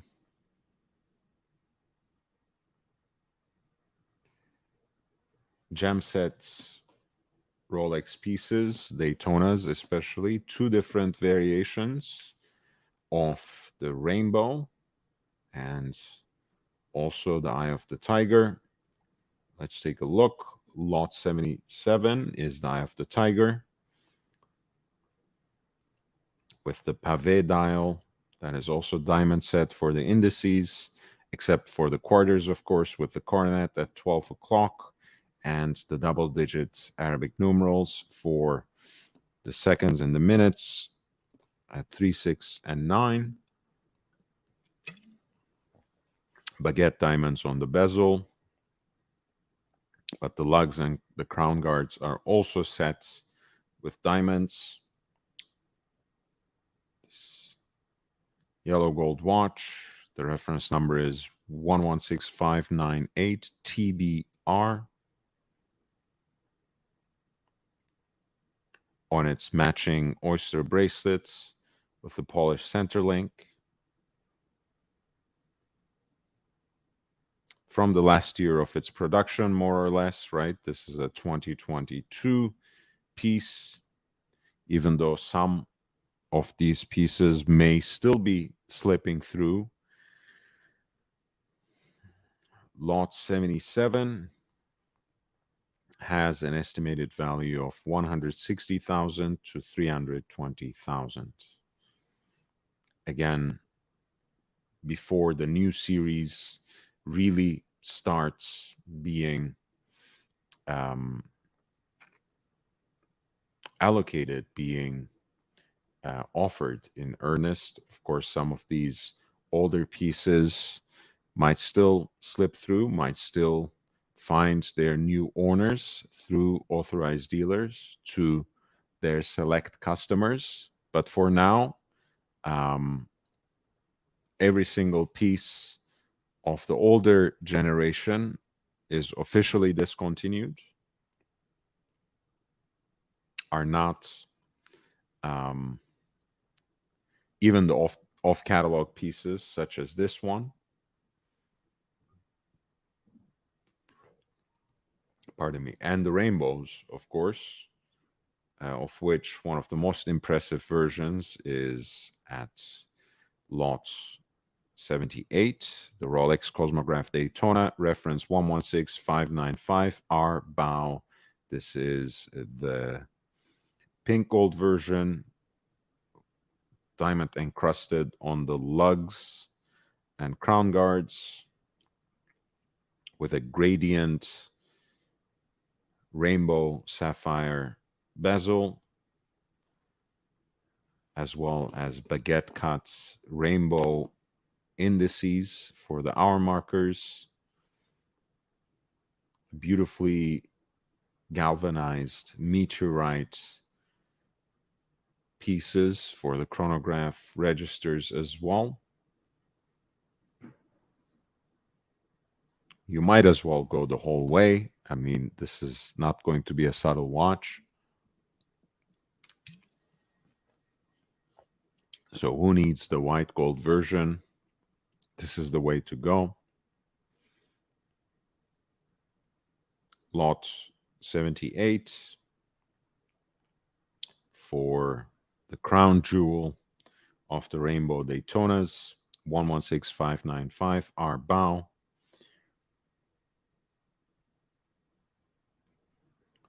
For an estimated value of 250 to 500,000, $250,000 to $500,000 in US dollars.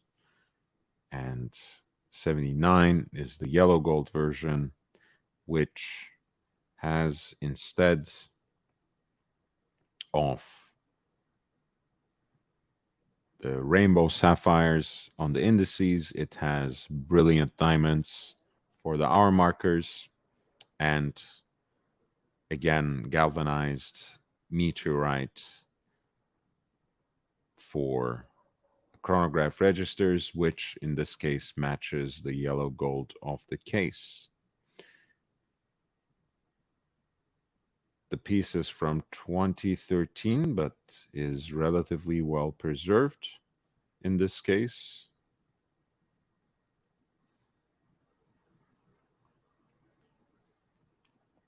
And lot 79 has, for that reason, an estimated value of 180 to 300,000 US dollars.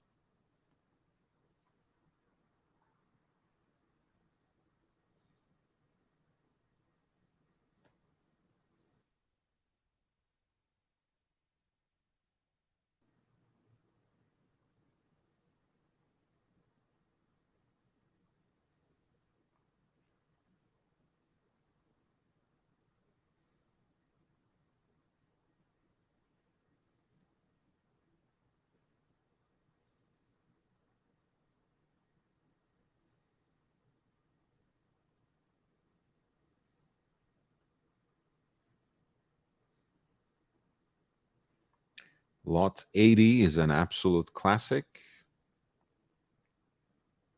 1680, the Sly Stallone. This is the gold sub with the nipple dial. The Submariner date in an 18 karat yellow gold case on the matching oyster bracelets.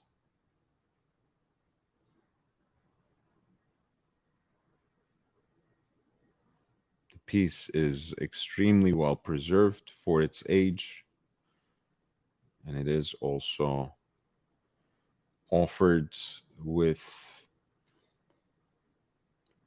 the full range of its accessories, although I believe the gold ones actually came with a gold anchor piece as well. So I suppose some parts, at least, of this set were assembled, which actually does happen. This is lot 80 for a 1680 gold sub with a nipple dial on its matching bracelet. That, by the way, is why I refuse to pay any significant or noticeable premium for full sets. Basically all I care about is the paper, if at all. If I can't authenticate the watch myself, if I can't trust my judgment of its authenticity, a paper is not going to put me at ease. I'm not going to buy it. For me, the original papers that match with the serial number, if I'm happy with everything else, is just an insurance, just safety measure. If I ever have to sell the watch down the road, it can bring some added value. The full sets, if they naturally come your way, it's a beautiful option. But um, it's not something one should seek out. I think we already kind of come around to birthday year watches for birth year watches, I should say, for this purpose.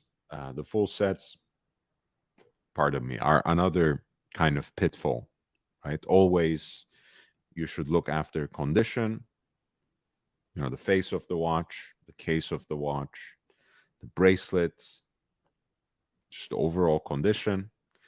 Um, Having the original card or warranty papers is great. It's not going to settle anything. We are talking about this case of the Speedmaster never was. No archival extracts, no original papers should ultimately settle anything for you unless you can put your own mind at ease, unless you are yourself convinced by the condition of the piece. And after that, it can be a nice insurance policy, so to speak. If you ever have to sell the watch down the road, if there are papers, it helps. There is some added value. The full set, absolutely unnecessary. It can be a nice way of presenting the watch to yourself and to others, but overall, it's not extremely meaningful because basically anyone can put together a quote unquote full set after one has the original set of papers. This particular example has, again, as I said, an estimate that has a very hefty premium, which puts it at around 60,000 to 120,000 US dollars. Oops.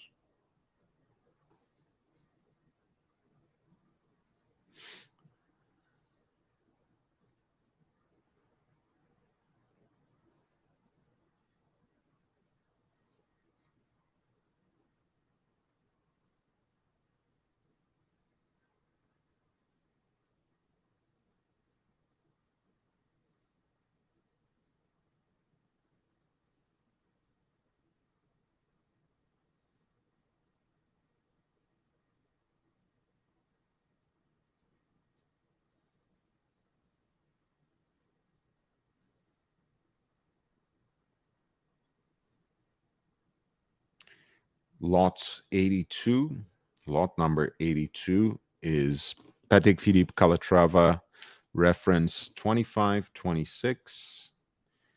This is the first automatic watch that Patek released in serial production. It is also the first self-winding Calatrava.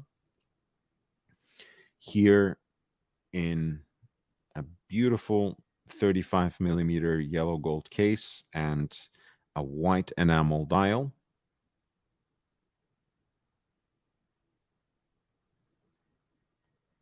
Dauphine hands and obus-shaped applied our indices.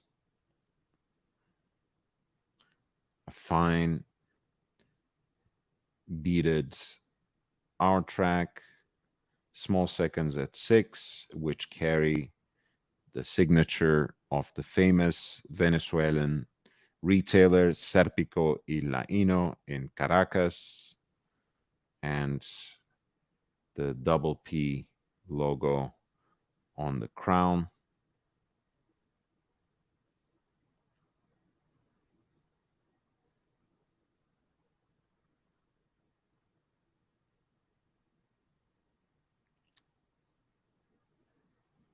This actually has a luminous style with some luminous material on the Dauphine hands as well, which is relatively rare. From 1957, accompanied apparently by an archival extract, which confirms the production of the watch in 1957 and its subsequent sale in 1958. Also engraved on the back with S and L, which is a practice of Serpico y Laino.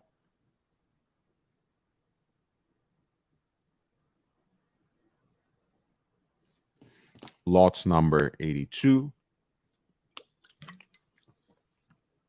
for the first generation of a self-winding Patek Philippe Calatrava, reference 2526 in yellow gold, 35 millimeter case with a white enamel dial,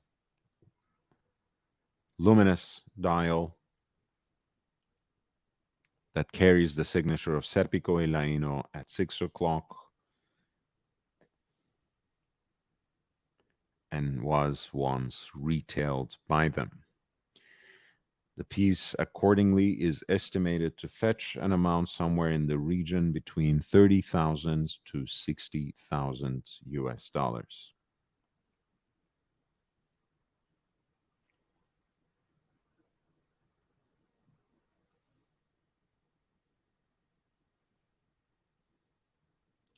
We're looking at a very rare example of a reduced size platinum Patek Philippe Nautilus 3800, has a case with a diameter of 37.5 millimeter. So it is smaller than the jumbo. It also has a center sweep seconds hand, the same stunning blue ribbed dial, gradients, black blue dial with horizontal ribbing, and in this case it has 11 brilliant diamonds factory set on the dial for the indices, an aperture for the date at 3 o'clock. The Nautilus is a very sleek watch that wears nice and close to the wrist, both in the original design and in the 5711 jumbo. But it can be quite wide. So I would highly advise, if you, for whatever reason, don't like the jumbo proportions of the case, I would advise you to try the 3800 because it's very nicely shrunk, and for many wrist sizes and for a lot of different tastes, it might in fact be the better option for you. Here it is in an extremely rare platinum version, which doesn't make things easier, of course, for this particular example, although it exists quite in decent numbers in stainless steel and the two-tone, with precious metal versions being a lot more rare. This particular piece is from 2001, and it is practically accompanied with the full set of its accessories, which includes the original sales receipt,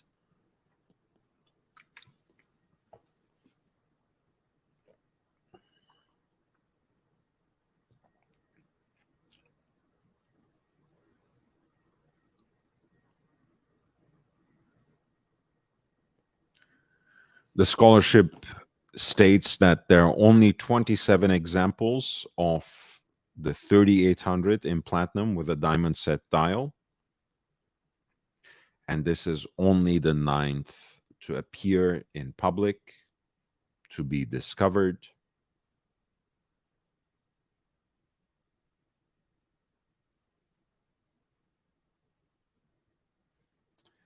It was bought originally in the Patek Philippe Salon in Geneva and delivered subsequently to the client in Ohio. An absolute time capsule, even though it has been worn, with an estimated, pardon me, value of 80 to 160,000 at lot number 83 for a Patek Philippe Nautilus reduced sized reference 3800 line 1P 001.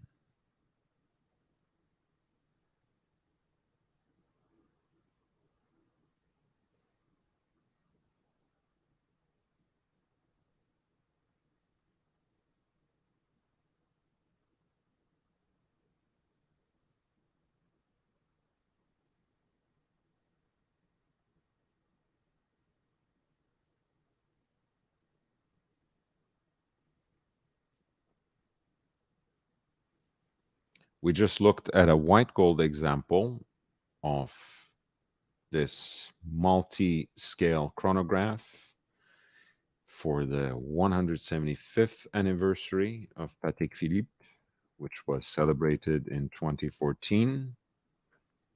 This is a version in pink gold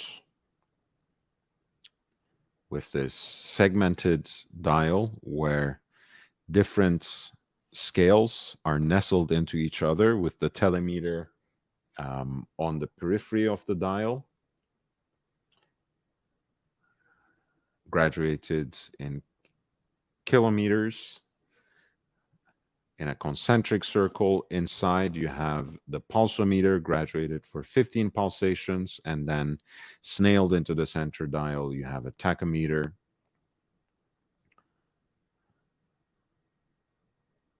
It's a beautiful piece, again, with the stepped lugs, 40 millimeter case, solid case back, with an opaline white dial matched with the stainless steel case.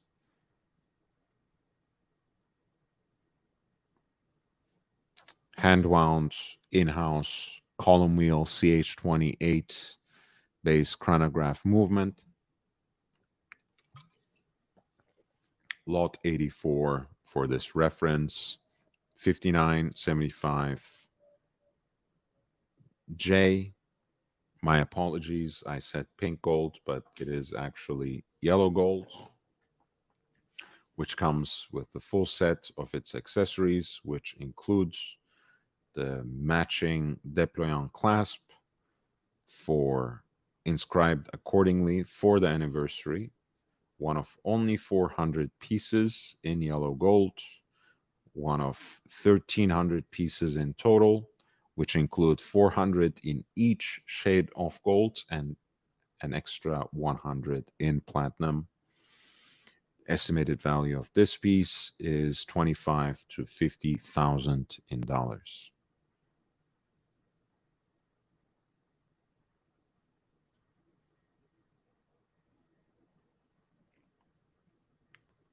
Lot 85 is a top of the line perpetual calendar chronograph by Patek Philippe in a 36 millimeter platinum case and a black dial to match.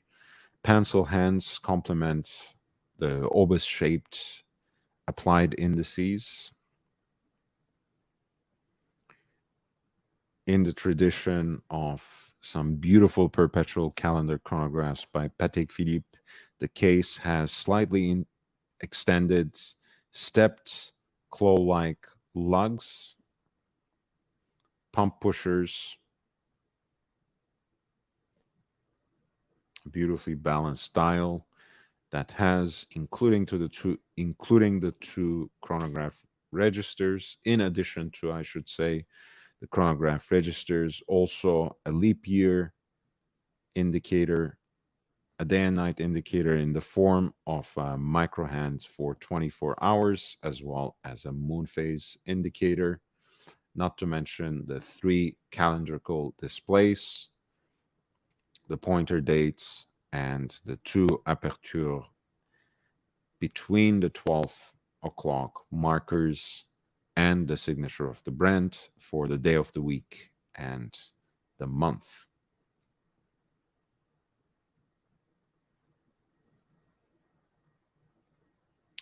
As you can see, this is a piece built on the base of the Lemania CH27, full set of accessories, including the setting pin, as well as the additional solid platinum caseback.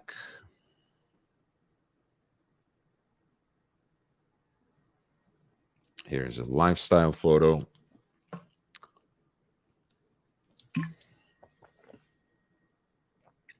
And here is a view of the CH20 based perpetual calendar chronograph movement that carries proudly the hallmark of Geneva.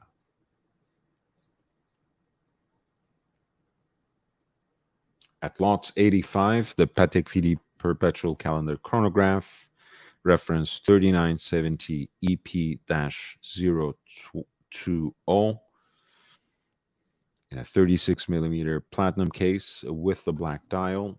The piece is expected to realize a final hammer price somewhere between 80,000 to 160,000 in US dollars.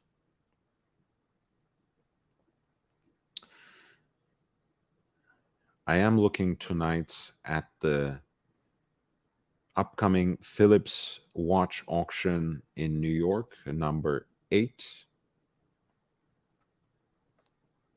If you would like to draw my attention, if you would like to highlight any particular lots, feel free to send the number with a super chat. And pardon me, I would be more than happy to dive right in. Lot 89 is a Patek Philippe Calatrava with a very beautiful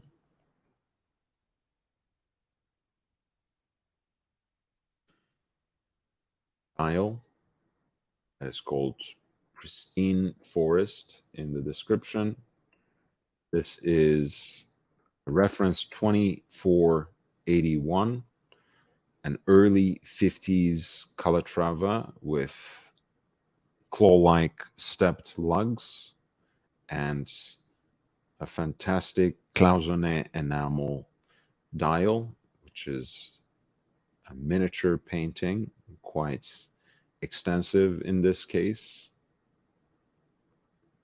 of a beautiful dial that is itself produced out of a gold blank with applied Roman numerals at quarters and rather large gold beads for the rest of the indices, feuille-shaped hands, and beautifully curved sweep center seconds in heat-blued stainless steel.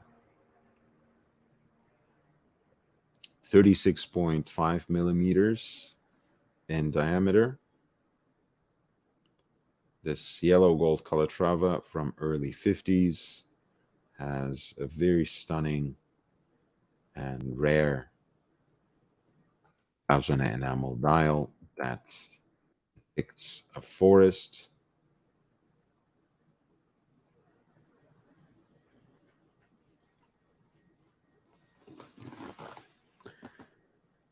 This piece was apparently consigned by the family of the original owner. The watch has remained in their possession for nearly 70 years since its purchase in 1954. The scene that is rendered in miniature painting in the style of cloisonné enamel is referred by the brand, by Sternfrère or Sternfrère, as tropical landscape, forêt vierge, or pristine forest. It exemplifies the absolute mastery of the craft that places Patek Philippe at the apex of collectors worldwide. Since it is a relatively large diameter for a Calatrava of the time period, this particular reference is known as king size among the collectors, scaling right above or around 36.5 millimeters. The case was realized by Bernard Dubois with the claw lugs that I mentioned and a beautiful concave bezel.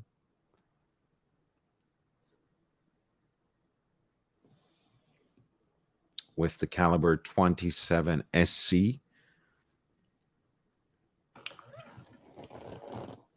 with sweep center seconds,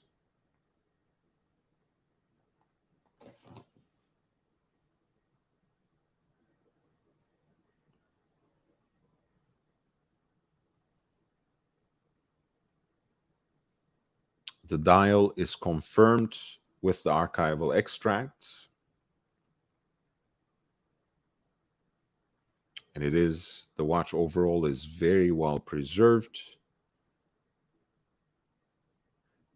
There are apparently two similar 18 karat yellow gold examples with a tropical landscape present in the Patek Philippe Museum, so a very select and important example of the Calatrava.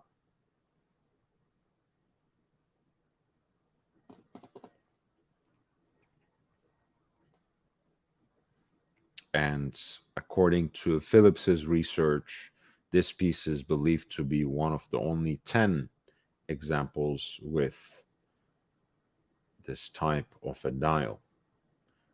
Of course, every single dial of this type, since a cloisonné enamel piece is in fact a miniature painting accomplished by a single artist, every single example is going to be a unique piece in its own rights. This is lot 89.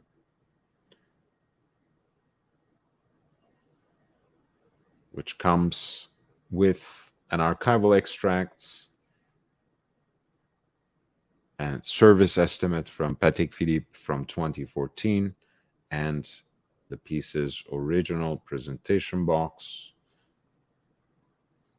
Lot 89 for a Patek Philippe Calatrava reference 2481 with a beautifully designed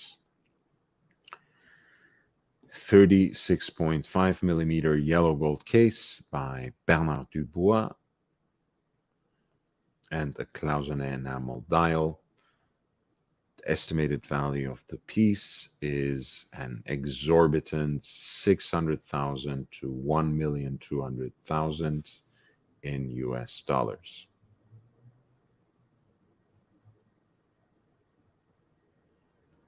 At lot 90, we're looking at a very beautiful example of a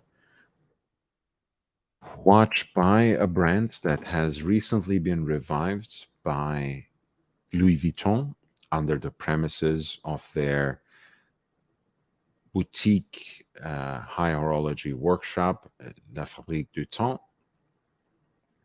They have used essentially the original Tourbillon wristwatch as their first subscription model. I think the model was produced in about 20 examples, already well sold out, of course, but I think Louis Vuitton has wider aspirations for the brand.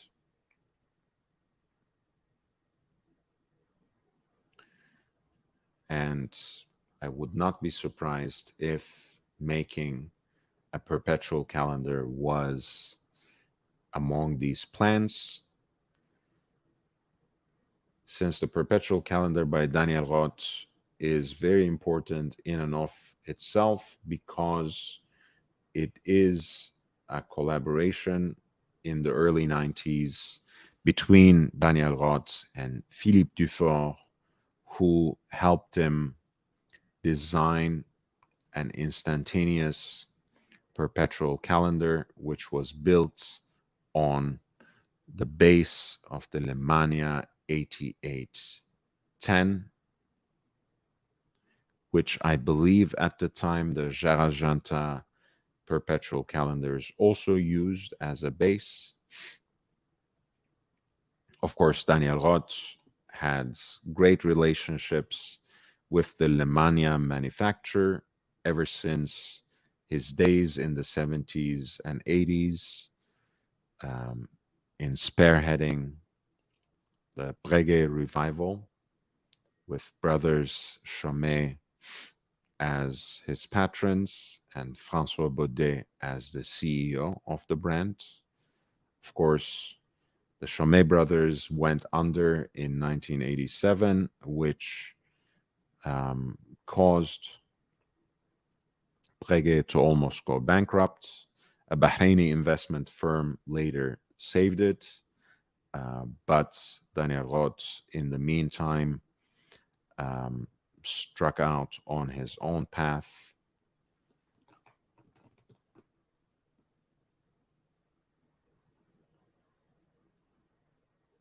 The piece, of course, has the signature double ellipse case, ellipsocurvex case of Daniel Roth.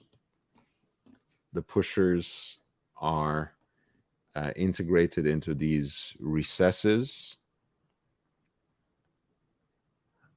The dial, even though it has his own signatures, has a lot of elements of the Breguet style he revived in the wristwatches, with kind of coin-edged frame for different sections of the dial, which is produced out of a gold blank in a two-tone silver execution.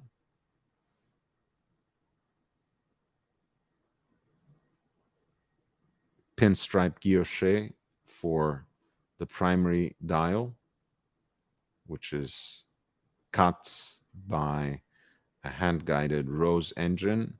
Breguet frosting for the hour track, as well as the pointer date at around 6 o'clock.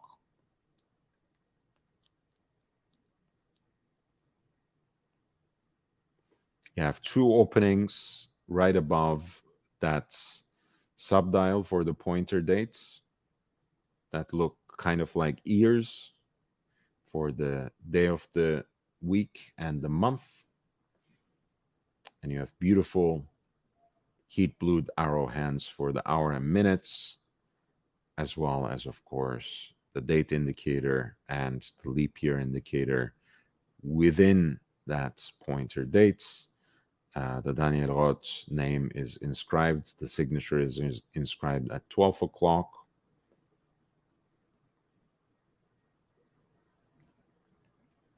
And the movement is set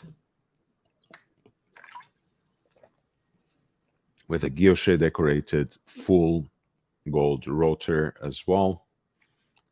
Case number 36 for this Daniel Roth C117 perpetual calendar, which is the work of a collaboration between Daniel Roth and Philippe Dufort.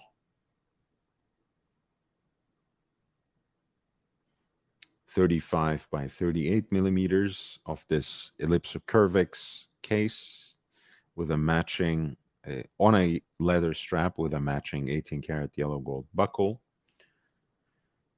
accompanied by papers stamped by the hourglass, an additional denier rod strap, and presentation box.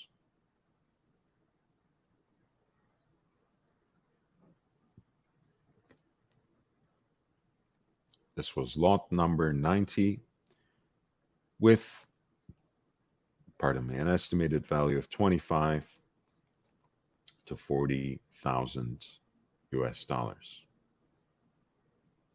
Hey, Chris. Yeah, they were. They were actually. The reason they went under and the reason they were almost taking Breguet down with them was because they were involved in this major case of diamond fraud. You can read about it very easily online if you search for it just a little bit.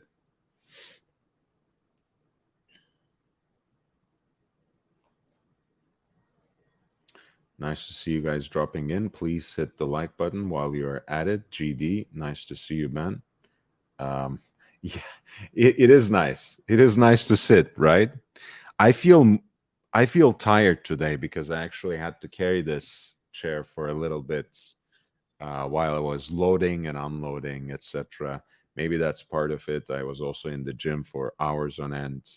That might be it, but also I haven't yet found my position. I haven't yet um, installed the other elements. I'm gonna make this little corner into a kind of studio. I'm gonna have like a small library, a side table, some posters behind me, or maybe even frames for some artwork, especially if I can get an additional camera,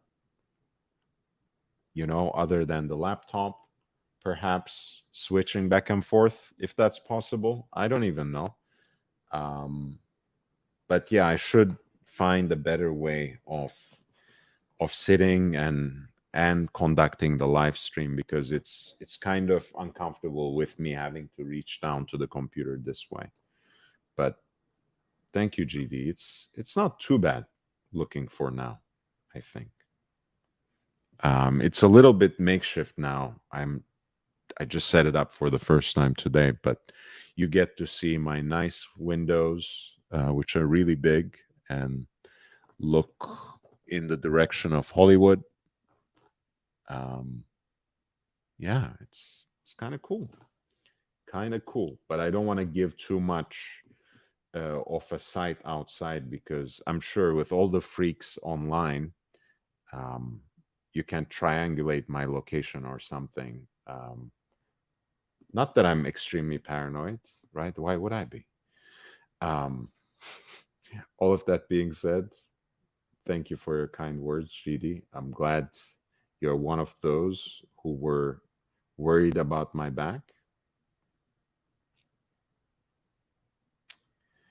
Lot 93 is an example of the chronomètre résonance from 2002, which means that it is, in fact, in that 38 millimeter pink gold case, which houses the early iteration of the movements executed in brass, which is rhodium plated. Of course, you have the symmetrical layout of this early résonance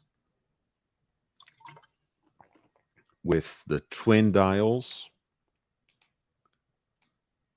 silvered and guilloche decorated and bolted onto the gold background, with the power reserve indicator between them.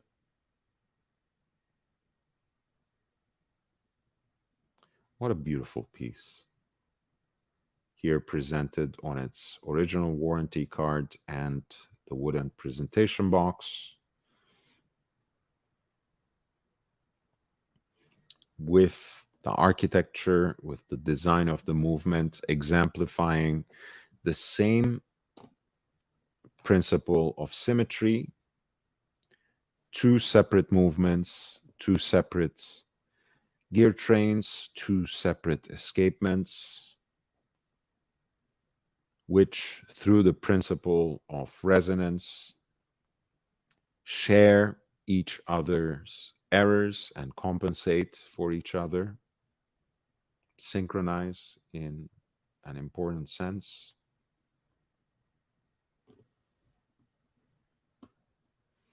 This is Lot 93 for an early chronomètre résonance from 2002 in a 38 millimeter pink gold case with the rhodium plated brass movement. The piece comes with its original certificate of authenticity, instruction manual, as well as the fitted presentation box and the outer packaging. Lot number 93 is expected to realize a final hammer price of 130,000 to 260,000 in US dollars.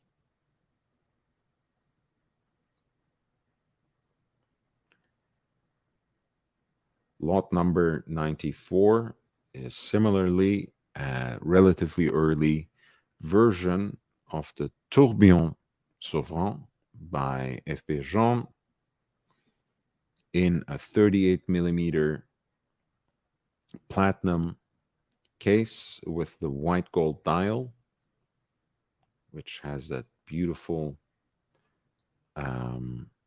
grenet texture. The tourbillon cage, of course, completing its revolution once every minute,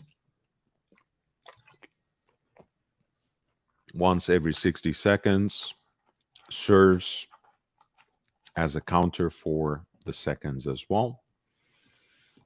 And it's given quite the prominence in terms of the symmetrical layout in reference to the primary dial.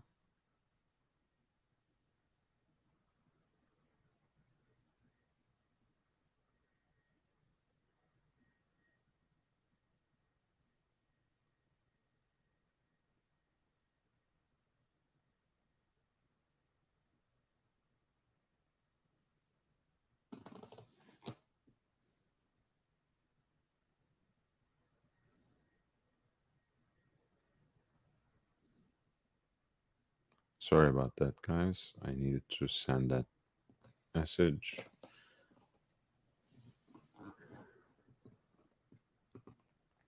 Of course, this piece has the remontoir d'égalité, which you can take a peek into here. And of course, a power reserve indicator right in the middle of the 2 sundials.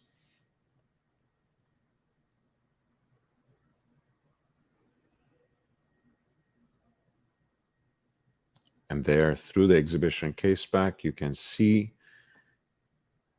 the brass version of caliber 1498, rhodium plated for the Tourbillon Souverain in a 38 millimeter platinum case. Beautiful, classy, slightly oversized crown that sits relatively flush on the case, but has that nice knurled grip. Lot number 94 for a platinum F.B. Jean Tourbillon Souverain from 2003 with the brass movements.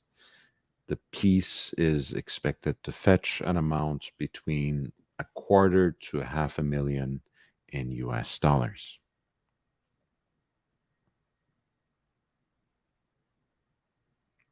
Please hit the like button if you could. I would really appreciate that. We're looking at the Phillips New York Watch Auction 8 that is going to take place now in less than a week on June 10 and 11.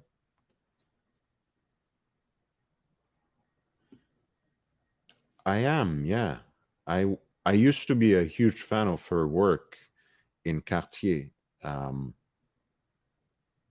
I'm sure she's doing just as well in Tag Heuer, but I haven't followed as closely to be yeah to be sure. And I mean, look, we all have our prejudices, um, and even misconceptions, right? I certainly have a lot of prejudices about modern Tag Heuer, so that perhaps kept me a little distanced from what Carole Forestier Casapi has been doing more recently. But if you have something interesting to share, I know about 5 years ago they came up with this interesting Carrera tourbillon chronograph that was somewhat oversized, that kind of looked like a Hublot, and was certified by the observatory in Besançon, with that viper head on the bridge, the viper head stamp. I don't know what that was about, but I think that was a Forestier Casapi piece. Lot 98 is a Rolex reference 116610 LV for Lunette Verte. This is the Hulk that has now been discontinued for a few years. This is a relatively late example in that series. Green bezel and a sunburst green dial. At lot number 98, once again, an extremely conservative estimate here, which should serve to lure people to bid on this watch. We're looking at lot 98, which should go under the hammer on the second day on June 11th. And the pre-auction estimate is 8 to 12,000 in US dollars. Hulk to go with my hoodie. Thank you. Well, I do like the Hulk actually. From all the modern Submariners, I feel, with the bells and whistles, it might be one to pick up. But I never really liked that Submariner 40 design. It was never quite for me. Um, but it looks very unique and very beautiful when I just focus on the case. I was always irked by how it, to my eyes, didn't quite seem to fit with the bracelet. Um, but that's just me.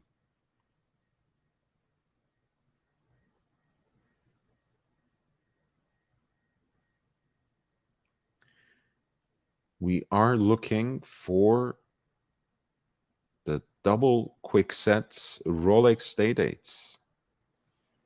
Lot 100 is reference 18238, the first generation that had the double quick sets function, meaning that you can quickly correct both the day and the date with your crown.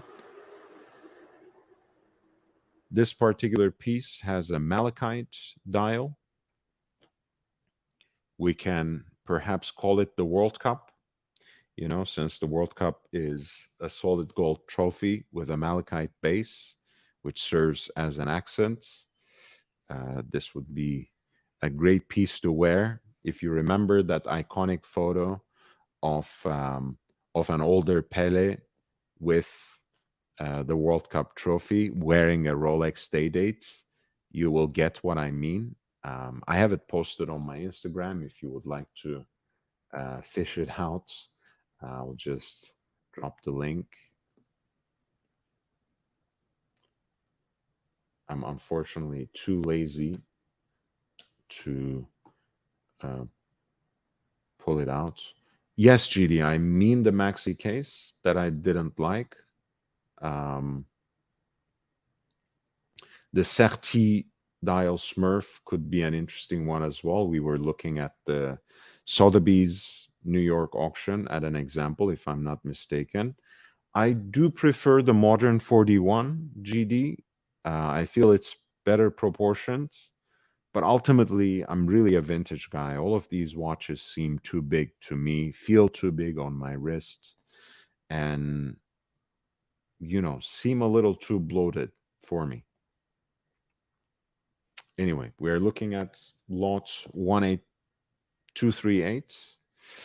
yellow gold, 18 karat yellow gold Rolex day dates on the matching presidential bracelets with a malachite dial that is beautifully left uninterrupted by any hour markers, which was something great that Rolex were doing. Both the day and the date are beautifully framed in gold. And of course, there is the gilt writing at 12 and 6 o'clock. Otherwise, you see the three hands almost floating above the surface. Classic Rolex day dates, the reference number itself being a great compromise between vintage and modern when it comes down to it. Of course, in the classic 36 millimeter case, lot 100 has an estimated value between 35,000 to 70,000 in US dollars. The World Cup.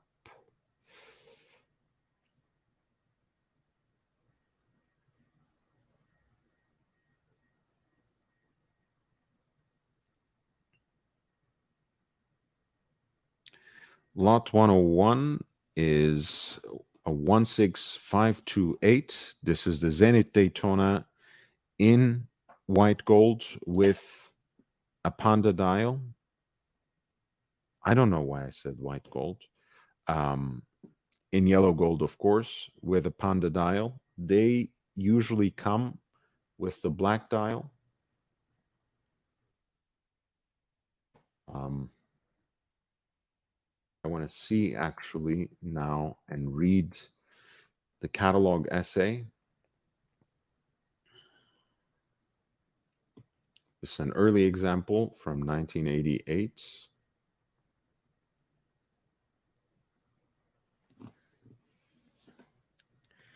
Um, of course, running on Rolex caliber 4030, which is itself built on the base of the Zenith El Primero caliber 400, one of the first, if not the first, self-winding integrated chronograph movements in the world, which Rolex modified, of course, for itself, primarily eliminating the date indicator and reducing the beat from 5 hertz to 4 hertz, all, of course, increasing perhaps the performance and reliability of the movement. This particular example has, again, the white dial, the porcelain dial of that is usually seen in earlier white dial examples of the stainless steel 16520. The floating cosmograph writing, which is separated by a single line from the other 4 lines at 12 o'clock. And a beautiful white tone that reminds you of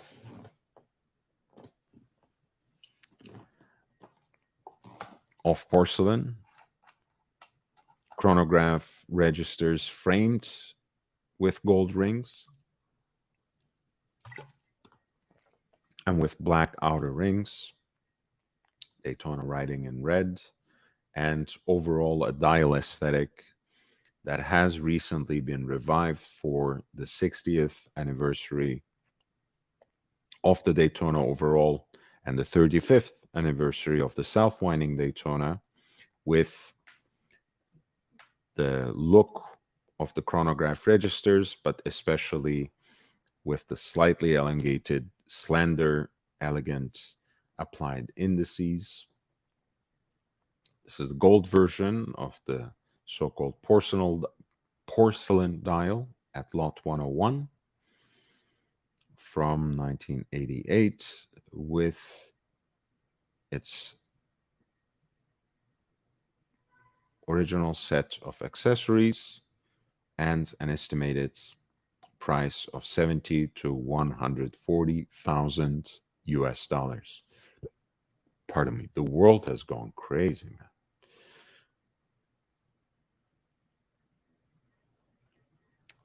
What is 70 to 140,000?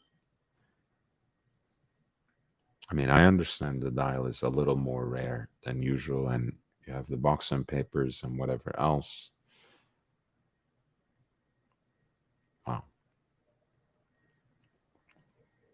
To their credit, the case is very, very well preserved, and the watch looks stunningly beautiful.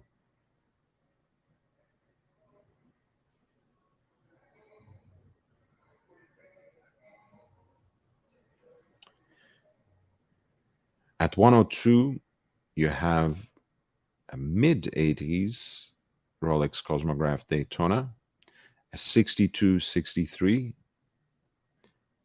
stainless steel on a matching oyster bracelet with its box and papers, Panda dial, silvered background with black chronograph registers, and the Daytona writing over the 12-hour counter with the big red font, which gives this particular model its nickname, screw-down pushers, and the bakelite acrylic bezel set into that ring in matching material. Another historical aspect of the Daytona aesthetic that was revived with the new reference 126500.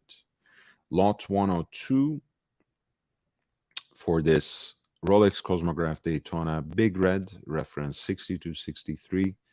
We have an estimated value of 50 to 100,000 US dollars. 104 is a Rolex Cosmograph Daytona Paul Newman exotic dial, reference 6239, in stainless steel, presented on a leather strap with the stainless steel tachometer bezel and the pump pushers. The watch has the Panda version of the exotic dial, off-white cream background with the black chronograph registers that have the Art Deco styled Arabic numerals and red accents on the seconds counter. Daytona writing in red too. The piece also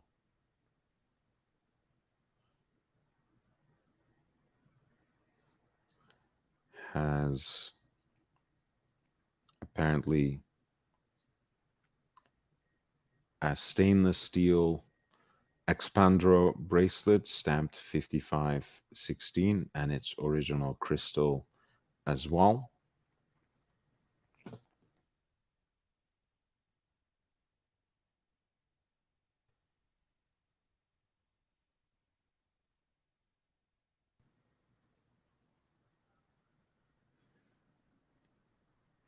Which is, of course, something quaint, not quite original, but still interesting.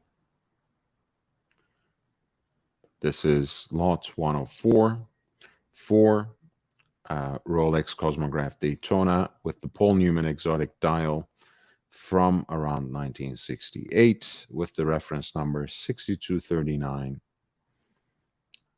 The piece is expected to realize a final hammer price somewhere between 120,000 to 240,000.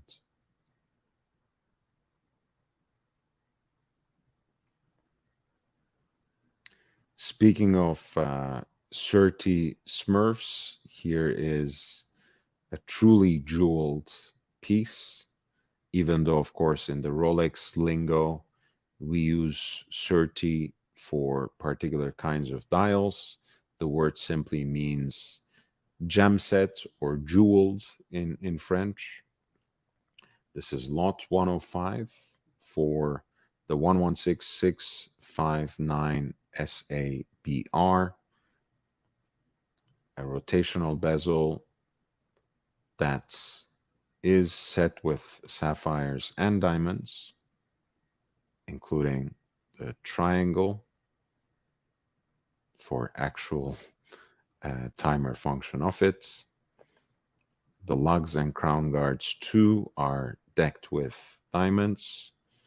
You have a blue sunburst dial for this piece, 41 millimeters in white gold. This is lot 105 with an estimated value of 100 to 200,000 US dollars.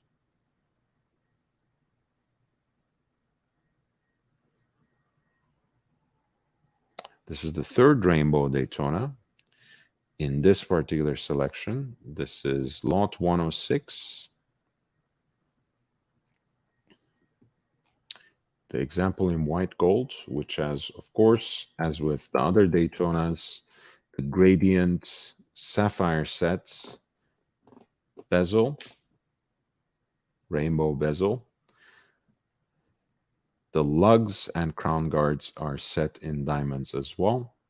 The piece comes as a full set, reference 116599R bow from 2013. Looks also very well preserved, even though it is a 10-year-old piece.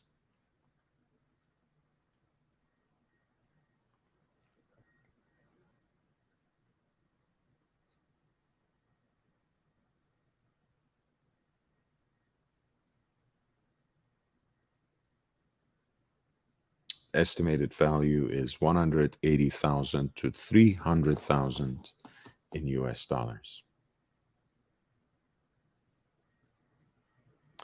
Please hit the like button if you haven't already, and if you are chancing upon the live stream, please subscribe and hit the notification bell. Feel free to check out other contents. If you would be so nice to share some of my contents, especially the updates and interviews that I have been relaying to you regarding this case about the Speedmaster that never was in the last few days, that would be really helpful. It would really help me expand the reach of the channel. This has been a very interesting story that concerns all of us because it's not only about a brand or one particular watch. It is really about the allegations that always swirl around some of the most controversial but also highly collectible and desirable pieces in auctions. Periscope, who covers these kinds of pieces and who actually was the first one to draw public attention to this particular case, the record breaking Speedmaster that sold for more than 3 million Swiss francs in November 2021. It turns out that the buyer was Omega and they have a little bit of a buyer's remorse. Anyway, we're going to talk tomorrow. Periscope is going to be a guest on the channel. I look forward to interviewing him. 7 o'clock PDT, 10 o'clock EDT. I look forward to seeing some of you in the chat. But in the meantime, please support the channel by hitting the like button, by sharing some of the contents, if possible, in your social media. And let's get this going. Lot 108 is An Art Deco rectangular watch by Patek. This is something that they revived under the name Pagoda with the reference number 5500 to commemorate the opening of Patek's watchmaking facilities in Plain-les-Ouates.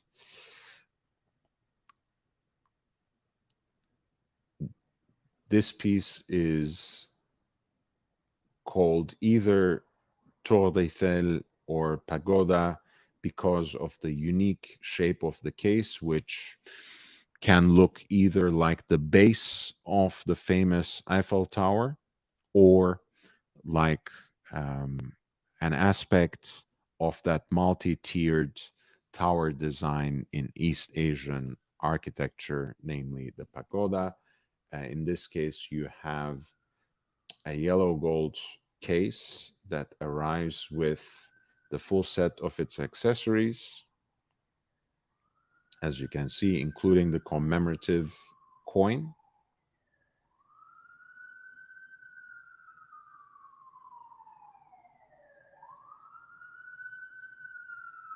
Oops.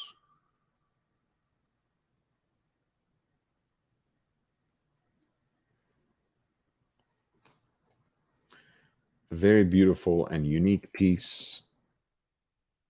Actually has relatively modern dimensions, 40.5 millimeters by 20.5.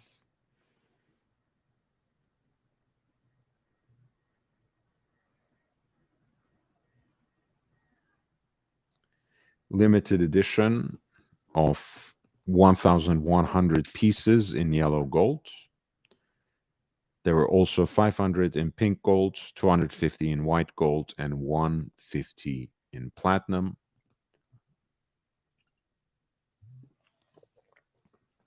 The original reference, 2441, was known in the 40s as the Eiffel Tower.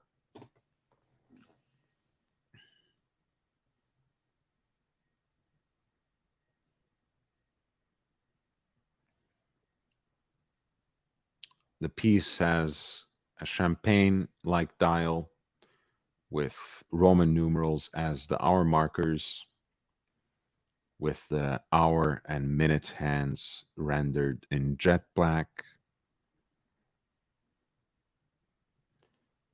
Very cool piece with that unique curved crystal as well. Very unique piece, aesthetically speaking, from Patek. This is lot 108. For reference, 5500J, the pagoda, which was made in yellow gold in 1,100 pieces to commemorate the opening of Patek Philippe's new facilities in Plain-les-Ouates. This particular piece has a relatively conservative estimate of $8,000 to $16,000.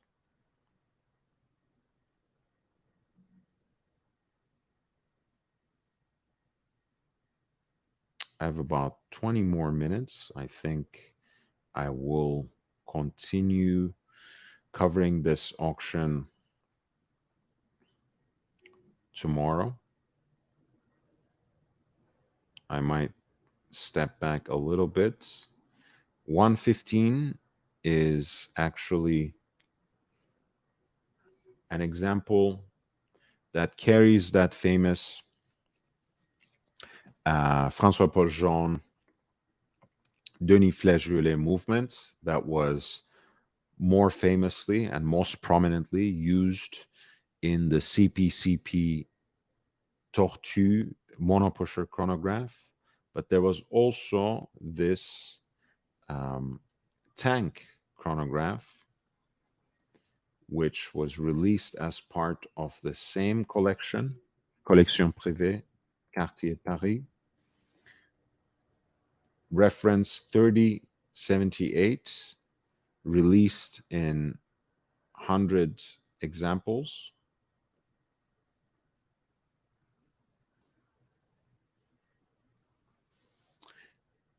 in white gold. This particular piece is number 64, featuring the handmade caliber 045 MC. I can't believe they're repeating the mistake of including Vianney Alter in the lot essay, where they have published, Phillips has published an interview by Arthur Toucheau, who conducted it with Denis Flageolet, and who very expressly says that Vianney Alter was not involved in the design of this caliber. The oversized tank has a white gold case that is 43 by 34 and a beautiful silvered dial that is guilloche decorated with a rosette-like pattern emanating from the center of the dial, a circular track for the minutes, the two chronograph registers perfectly aligned with the crown, which integrates the single button for the operations, for all the operations of the chronograph, and it has a sapphire cabochon. All the accents on the style are blue, including the heat blued stainless steel hands, which for the hour and minute are styled after Breguet. Lot 115 comes with the full set of its original accessories from the collection of the original owner. The piece has an estimated value of 30 to 60,000 US dollars.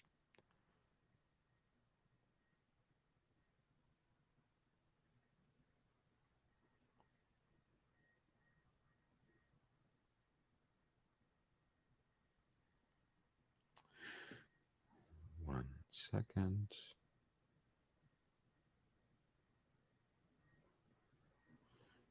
I really appreciate your support and presence. We'll continue this auction, coverage of this auction tomorrow after the interview.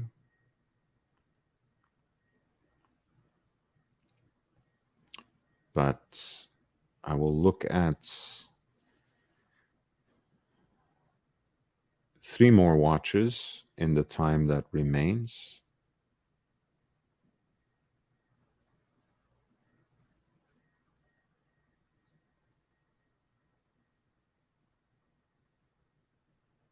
Let's do it in this way.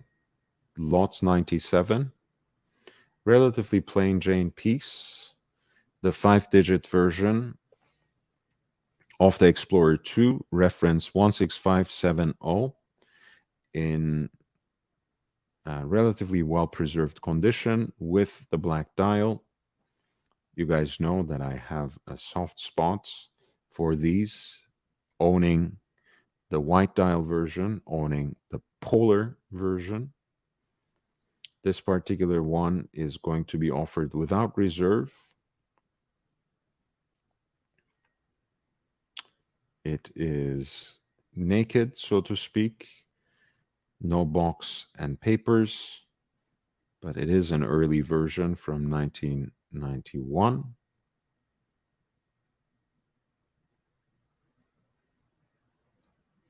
Great daily wear, as they mention. Lot 97 is offered without reserve, so bidding will start at $1, and the estimate is in a way even misleading because $3,000 to $6,000 for this piece, even for this piece, is rather conservative.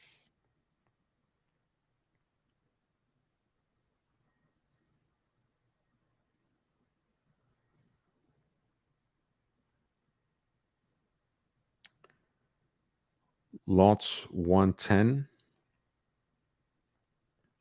is an interesting example of 14700. This piece is one of the precursors to perhaps the most recognizable mid-size or reduced size reference of the AP Royal Oak, 14790. 14700 was right before that came into being, with the 36 millimeter case from 1990 in this example, with the Petite Tapisserie pantograph cut dial, an aperture for the date indicator at 3 o'clock, centrally deployed sweep second sand,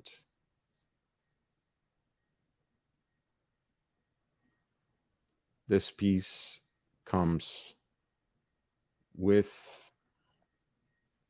its certificate of origin, and archival extracts, original box, and outer packaging. It is also accompanied by an 50th anniversary attestation by Audemars Piguet and Phillips. This is case number 1.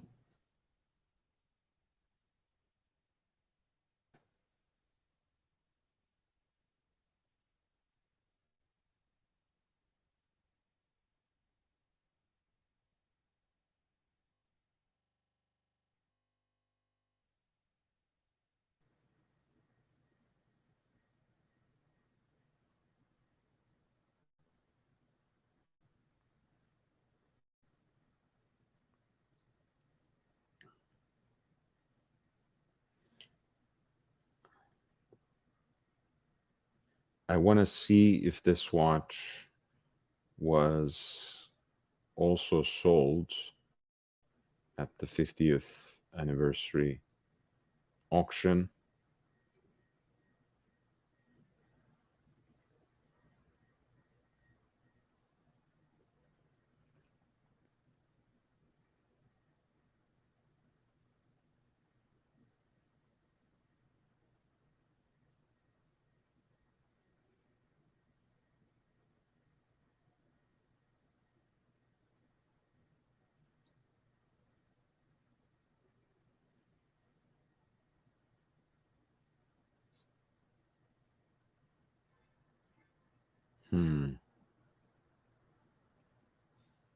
Not sure.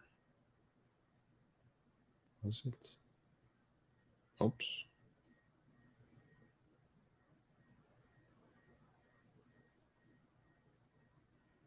Yeah, I believe so. Yes. This was lot number 70 in last year's 50th anniversary.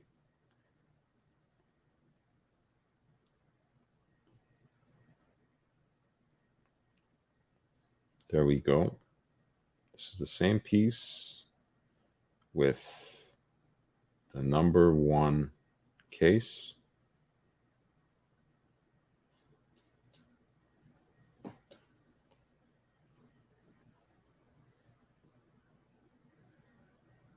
For one reason or another, this number 1 example of lot 70 is coming back on auction as lot 110 from last May to this June in New York, from last May in Geneva to this June in New York. This is lot 110 for the 14700, the mid-sized or reduced-sized Royal Oak in stainless steel with the classic Petite Tapisserie dial and a case numbered 1, with a pre-auction estimate of 30 to 60,000 US dollars.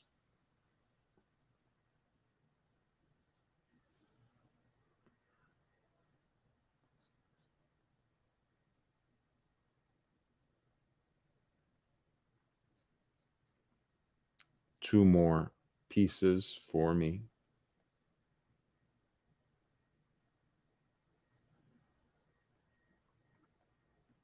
Lot 111 is accordingly a reduced sized Patek Philippe Nautilus, reference 3800 in stainless steel, 38 line 1 stainless steel on its integrated bracelets with the blue-black gradient dial with horizontal ribbing, matching background on the date wheel and sweep center seconds.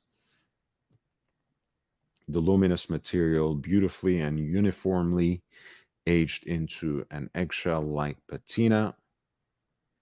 Very beautiful watch. Great example of the reduced-sized Patek Philippe Nautilus with a 37.5 millimeter case from the late 70s.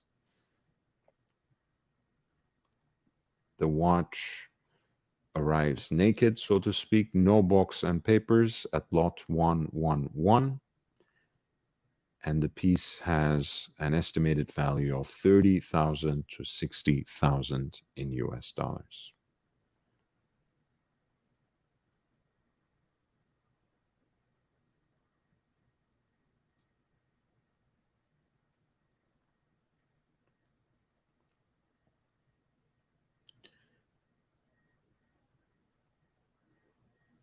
Finally, we're looking at a white gold example of the classic Patek Philippe Perpetual Calendar 3940G 013, a piece that arrives with the full set of its accessories and an exhibition caseback that gives you a peek into the caliber 240 based micro rotor movement of the full 22 karat yellow gold micro rotor that bears the hallmark of Geneva.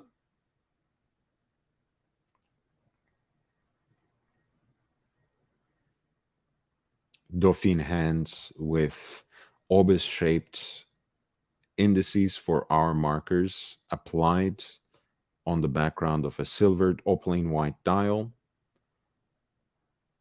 Oversized pointer date at 6 o'clock that surrounds a slightly recessed subdial with an opening for the moon phase indicator. At 3 o'clock, you have the leap year indicator encircled as part of a subtly recessed subdial with the indicator for the months. And at 9 o'clock, you have the indicator for the day of the week surrounding a 24-hour hand, which serves as the day and night indicator. Both of those indicators, leap year and the day and night, primarily serving as a convenience for resetting the watch without damaging the movement. So you avoid those finicky times right around midnight. The piece comes with its full set of accessories, including the certificate of origin, box and paper, so to speak, but also the leather folder, the solid white gold case back, the setting pin,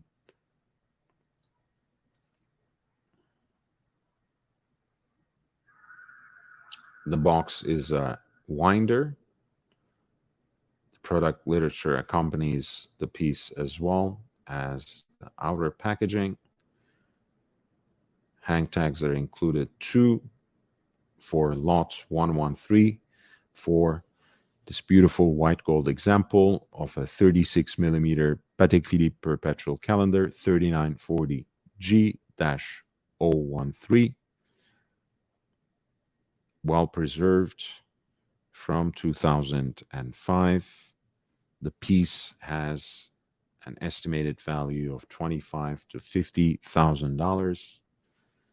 Please hit the like button as I sign off with my very last watch for today, which is Lot 111 for an A Langonsöhne Lange 1, Lange 1 with the reference number 101027.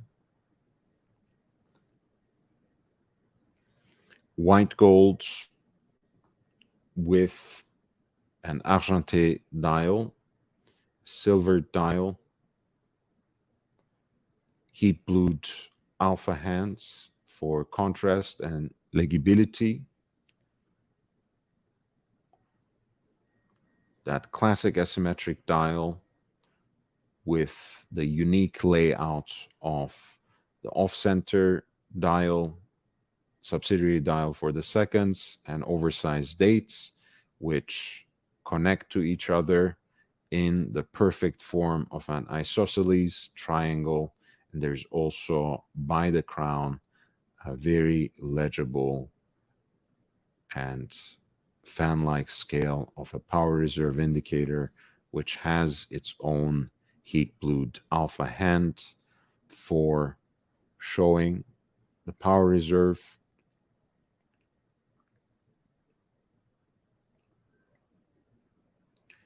The piece was originally bought from Cellini in the August of 2006. It is accompanied by the full set of its original accessories.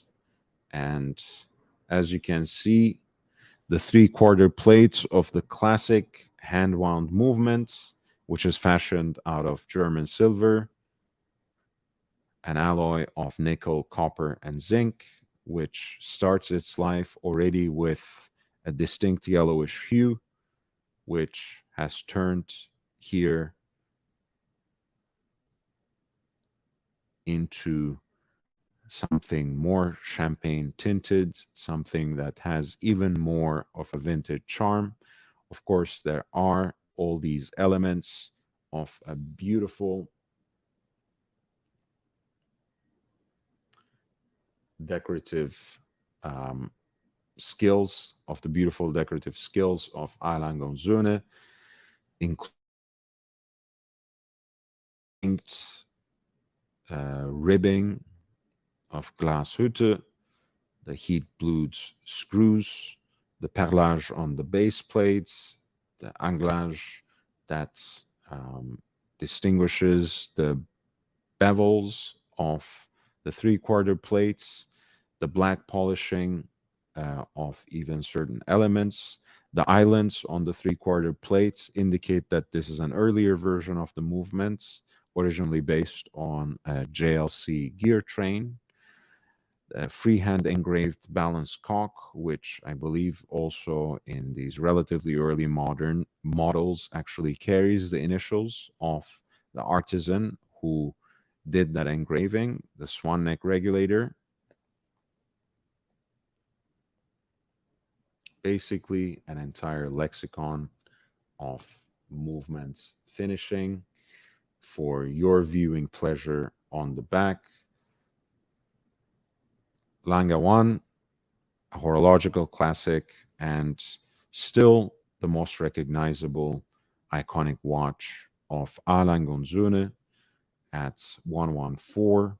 This is the reference 101027 from around 2006. The piece is expected to fetch an amount somewhere in the region between 30 to 60,000 US dollars. Thank you again for being here. I'm also noticing that my collection is suffering a little bit. Maybe I'll give it a few minutes and just leave an image on the screen If you would like to contribute, if you would like to support the channel in some way, I would highly appreciate it. Once again, remember, this is your platform. It's a fully autonomous and independent platform that is completely at the service, but also absolutely at the behest of its audience. I don't have any sponsors. I don't have any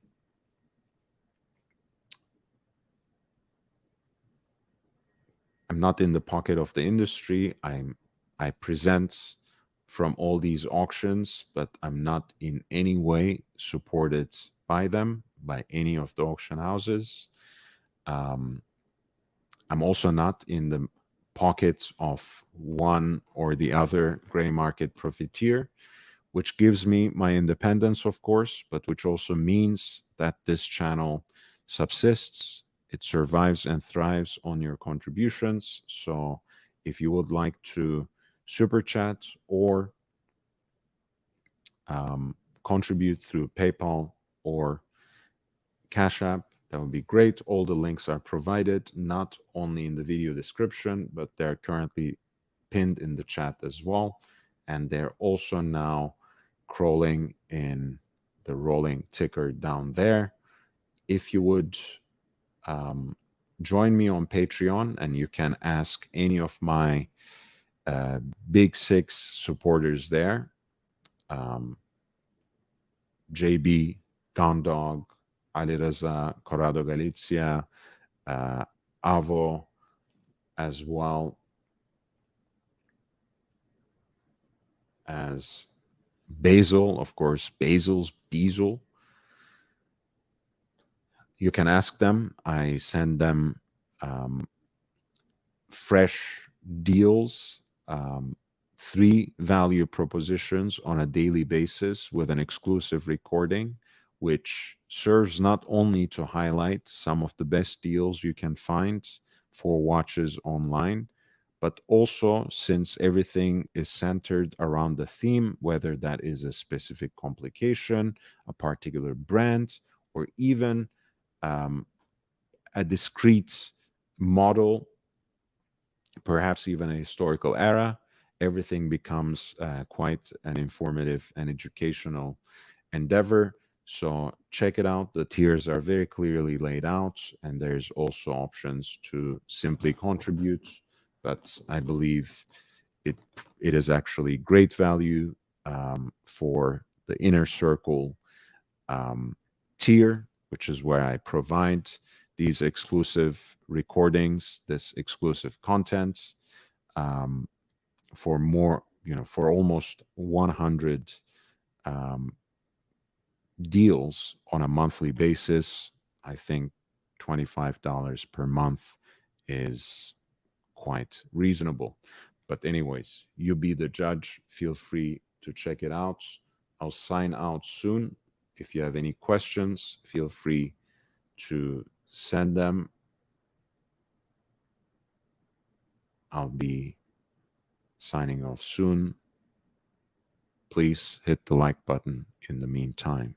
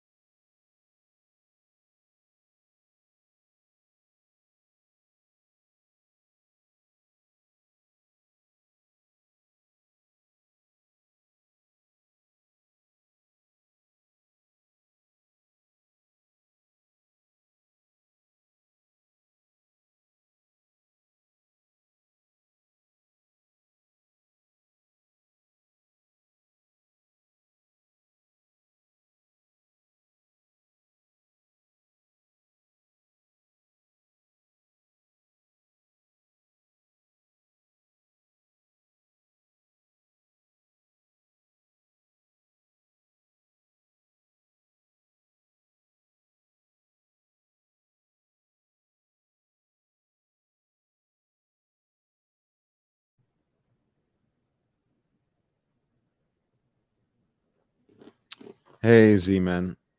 I'm about to sign off, but what's up? How are you doing? I want to thank, before I sign off, Owl and Bruce G for the super chats of the day. I appreciate both of you.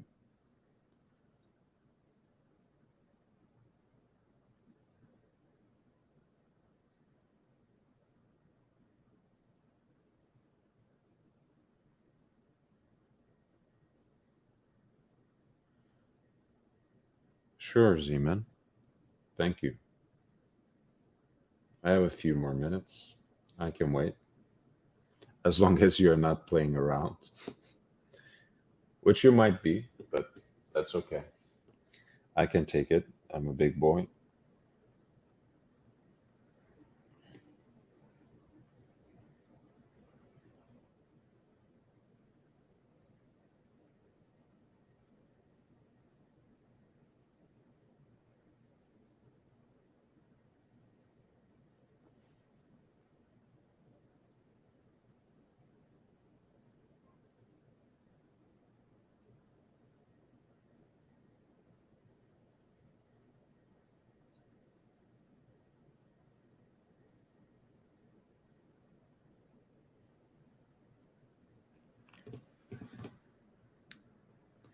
Thank you. Let's go.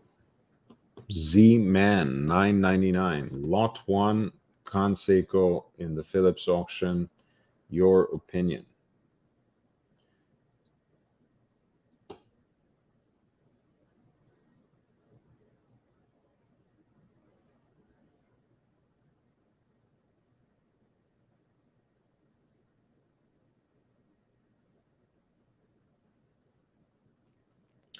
This is one of the limited editions they made of this model for the for the Tokyo boutique located in Ginza. It was a Japanese market exclusive, and I believe made in 260 examples. Um, it's a version of the SBGH 297, which has the self winding 36,000 semi oscillations per hour high beat caliber 9S. The piece has this unique dial, which kind of has this look of the surface of ice, right? Like a hockey rink, maybe something like that, that is scratched by um, oof, my mind is blanking out. But by the blades of your, of hockey players, let's say.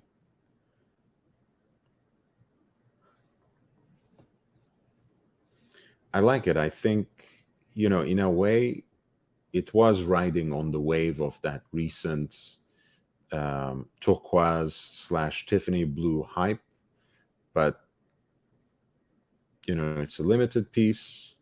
It has some unique texture, which Grand Seiko sometimes overdoes, but in this case, it's not something extremely patterned or elaborate, but just think of it like an intentional version of these lacquered Rolex dials from a certain period of time that end up cracking as they quote unquote patinate, and that some secondary watch sellers try to pawn off to you as spider dials.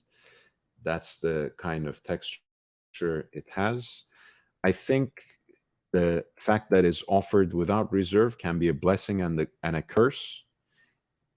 It is the first lot of the day, so I'm sure it will attract some attention in either case. But nevertheless, sometimes pieces that are offered without reserve can be bought at prices that are quite unexpected. Um, So I would try my luck because it starts at $1, right? When that's what it exactly means when it's without reserve. SPGH 297 is quote unquote generic pieces. They I'm sure you can try an example of this all over the place and certainly at a Grand Seiko boutique, except of course for this particular version, which is in 260 pieces and apparently not only made for Ginza, but for the 5 boutiques in Japan. The turquoise dial apparently, unlike my guess, which was kind of like the blade marks on the surface of ice, it is actually supposed to reflect the spring skies above the Ginza neighborhood of Tokyo with intersecting lines. The description says of slightly darker bluish shades representing the streets of the popular shopping districts located in Tokyo. So essentially, you are kind of seeing an abstract map of the Ginza on a dial which largely registers as turquoise or Tiffany blue, unworn with the full set of its accessories. Again, feel free to disregard the estimates, which is $3,000 to $6,000. All bets are off when it starts at no reserve,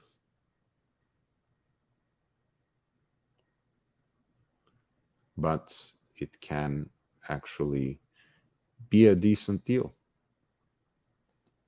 considering that an SPGH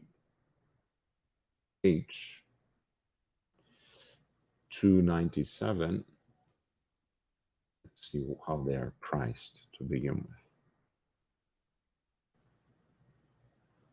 I mean, let me put it this way: the when it was introduced, this piece was selling for the equivalent of 6,000 US dollars, 770,000 Japanese yen, and on Chrono 24, the cheapest example, which is of course being pawned off as Tiffany blue, is around 9,000 US dollars. There are pieces, they're mostly pieces sold out of Japan. All of this being said, considering the premium and everything, um, I would try not to go above $6,000, $7,000, considering again that the original price was 6K. It's being sold for about $9,000 to $10,000 on Chrono 24. There's always a hefty premium, 20 to 25% on an auction. So if you can get it for around $6,000 to $7,000, it can still be decent value. Anything less would be a steal, I think, since it is a limited edition that was made exclusively for the Japanese market. Hey, man, what's up? Hey, what's up, dude? Thanks for having me on. Of course, man. How are you? I'm doing great actually. Happy to be here and talk That's watches with amazing. you. Great, man. I was about to leave, but since you are here, I'm more than happy to stay on for a little longer. Okay, great. I'm sitting after all. now, Yeah, so I love the new setting. I love the new yeah, configuration. yeah. Hopefully, I will actually, make this into a little atmosphere. With a few things around. Maybe I will even get another camera so I can film myself from a little bit of a distance. Kind of have a setting that's cool. Yeah, you're cool in any way, dude. You are being generous, but thank you so much. No, How you but yeah, been, man? you could add like a bookshelf behind you or like a picture or a plant or something, and it will Yeah, add a little to the aesthetic. Yeah, I don't know about plants because they die under my watch, but I'll certainly add like a side table. I will have my watch books on my side. Maybe I will add like a little bookshelf on this side, and for now I can hang some posters, but I can get a few things framed that would be appropriate to hang in the back, and maybe I will just get another camera and use that instead of this, because it's kind of, as comfortable as my backside is, not so my back, because I have to lean for the computer, so I need to work on the setup a little bit, but it's still, it's perfect, it's great. Mm. Mhm. I wanted to say about the Seiko. Hey, Z-Man, good to see you. Yeah, Um, tell me. the Seiko that you just showed, if you can zoom in on the dial, Of when I course. first saw it, the first thing I thought was a swimming pool, Ah, yeah, right? that works great too. I guess I don't know. I think the only truly North American sport that I like is ice hockey. So I was thinking of like the surface of the ice ring that was like, marked by blades. Um, but turns out that it's simply the skies of the Ginza neighborhood, the shopping district in Tokyo, and the darker blue lines apparently trace the map of the district. um, which, anyways, I mean, that's like abstract art, right? We all have our own interpretation. It's kind of cool. Yeah, it's very Japanese, I must say, very Japanese. Yeah, and very very Grand Seiko as well. Again, they have a hype color, but they have done their own thing with it, like a different textured dial, um, the beautiful self-winding high beat caliber 9S, which is great. Um, Can you tell me what's the reference on this? I want to send this to a friend. yeah, of course, SPGH 27. If I no SPGH 297. Um, Wow. yeah, Okay, okay. Thank you. there there are a few. I mean, actually, quite a number, considering that it's a limited edition on Chrono 24. Um, for around 9,000 plus, but um, they were initially sold apparently for around $6,000, which amounts to 770,000 yen.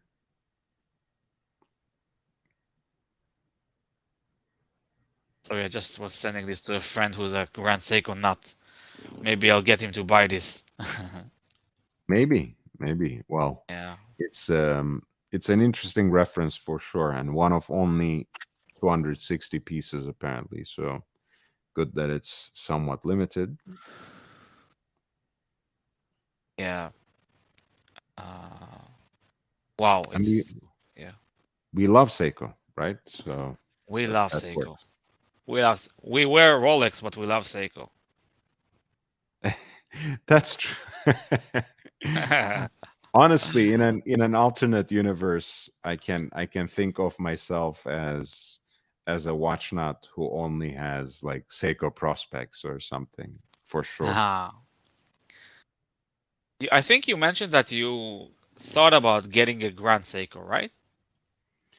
Always, but I always go back to my mean motto.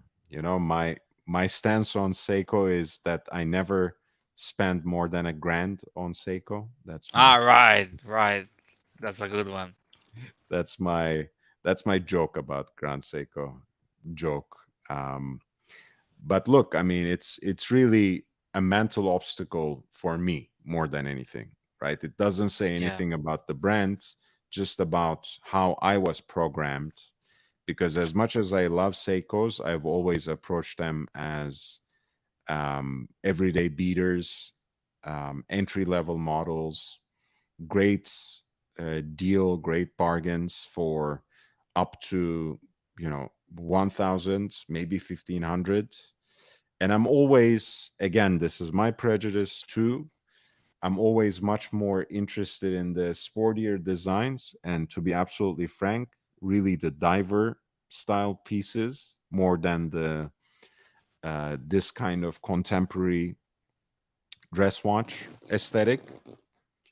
Um, but that doesn't mean they don't have something to offer in that category as well. Yeah, yeah. It's I mean, whether we are looking at the spring drive, hybrid movements, or the high beats, fully mechanical, self winding movements, they're always presenting, they're always bringing something to the table. It's not just the usual bullshit of whatever modification of ETA that some of the big legacy Swiss brands keep serving us, time and again. yeah. Um, yeah. I was talking with this the other day on my stream about why we love Seiko, but wear Rolex. And for me, the answer is that the monetary value of my Rolex exceeds that of all of my Seikos together. So uh, maybe it's a little bit materialistic, but I almost don't wear any Seikos as much as I love it and I praise it and I talk in it's how it's like, the best brand ever. And I do say that. I don't know if I believe in it, but I do say that. If I wear a Seiko, it's like for a few hours. If I wear a Rolex, it's for a few days. Um, yeah, it's Yeah. interesting. To be honest, my king turtle, especially, um, the green one, I wear that, like, in terms of how many days I wear it. Probably that's the watch I wear most because I wear it basically every day to the gym. Um, I used to wear a lot of my other Seiko watches too, but the SRP 03, I wear that basically every day these days. On the rubber bands, it just, it just feels good. Um, SLP 03. yeah, it's the green dial waffle on the rubber band, um, the sapphire crystal and ceramic bezel. Even though, again, I don't really care about that part, but I appreciate Seiko for that. They know that there's a great modding community. They know people expect these kinds of things now from Seiko rather than the hard legs and the aluminum bezel, which is an aesthetic I like. Don't take me wrong, but I'm glad they're listening, to their collectors, to the people who wear them. Yes. Now I want one too, man. The SRPE. Yeah, the one you have with the green dial, the grenade dial.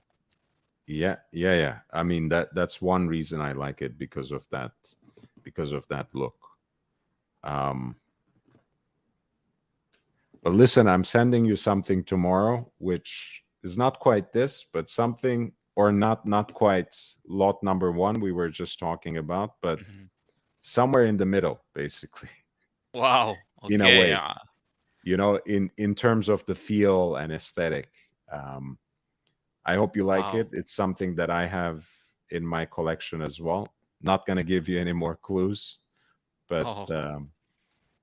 I think you'll like it. When you said a little something, I didn't think it was that little. Okay, but wow. Okay, dude. Thank you so much. I'll be looking forward to it.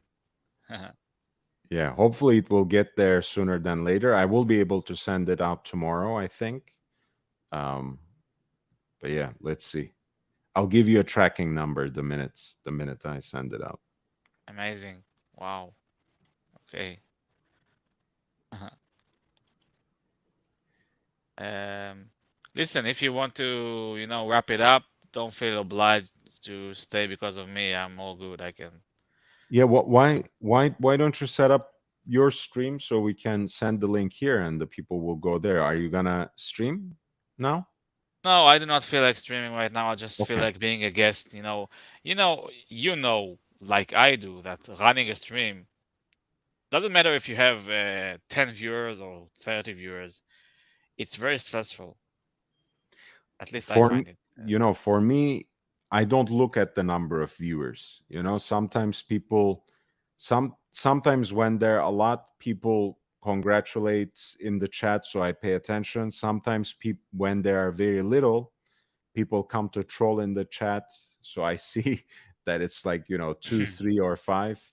In either case, it doesn't affect me directly, because like you said, I feel responsible anyways throughout. So it's Yeah. about the kind of work that I put in, and the time I spent on the um, stream, rather than exactly how many people are watching. Of course, don't take me wrong, I would always like more people to watch my streams. That's not what I mean. But the Yes. intensity doesn't necessarily turn down because there are only five people watching. Well, for me, it's the more people I have, the more chats that I can miss, and I will Yeah, never miss a super chat, but I will miss chats when people get, people don't like it when you miss it, and I understand them because I don't like when my chat is missed, of course. unless my chat. You know what I'm talking about. I get stressed pretty easy, so we are different in that sense. No, I understand, but I think in terms of feeling that sort of responsibility to respond to what is going on in the chats, I think we have something in common. But yes, I never miss a super chat either. Probably for a different reason than than you do. You actually feel Uh, like, you want to respond. In my case, I love helping people, but I also love the money. no, of course. Who doesn't love the money? I love super chats. I think it's amazing. People actually do that. That the super chat. Yeah. It's amazing. I appreciate it so much, and I'm sure just like you do. And here you Yeah. helped Z-Man with something. I don't know with what, but It um, was his request that we talk about lot one before I log off. oh, The Grand Seiko SPGH 297. um, dude, I really want a new Seiko now. What would I do? What would I do? Just wait for a minute. Okay, okay, I'll wait. I'll wait. I'll wait. But this in sudden drive that you want something like I want a Seiko now. You know? I know I mean, it's a the the difficult thing, or the dangerous thing with Seiko is, of course, they also make incredibly affordable watches. So you can certainly keep adding, one by one, and eat up some other kind of budget, you have for something else. Yeah, Whatever that is, of course, is your business. It's not. I don't judge people for necessarily building collections that way, but in terms of my preference, as much as I like Seiko, once I have my, four-piece Seiko collection now, I'm set. I would rather put that kind of money over, to the next watch that's a little costlier, you know? yeah, yeah. I suddenly I think of this term FOMO, and I feel it now suddenly. Like I want to wear your Seiko, and I want to wear my micro brand, the Hellstone that I have, and I want to wear so many Show it again. watches. Uh, that's the Hellstone. It's the um, that's my autofocus thingy that is doing these movements. There it is. Ah, it looks kind of like the mil spec Omega Seamaster kind of feel, right? Yeah, it's like a homage to the Seamaster 300 from the 60 is the 185 dot 104, I think. Uh, because these are very hard to come by to get today. And if you come by, then you don't know if there are Franken parts. Don't know this, don't know Oh yeah. that. So they found a good like spot, and they made like homages to it, and it's going pretty well. Um, Yeah, yeah. we had in this auction, we had a I covered this yesterday, but lot 17 is actually a big triangle, no date. Wow. This is what it's like homaging it, more or less. Beautiful. Yeah, man, it's such a beautiful aesthetic, and Mm. I like the homage as well. But the big triangle specifically is I adore this with the 369. You know. Yeah, 369 and the big triangle, which people can get like a bit of it in the Peter Blake. You know the Peter Blake Seamaster? Mm, The yeah. 2254.50. Uh, yeah. Hey, Herr Frech, how are you doing, man? Nice to see you. Hello to Vienna. Yeah.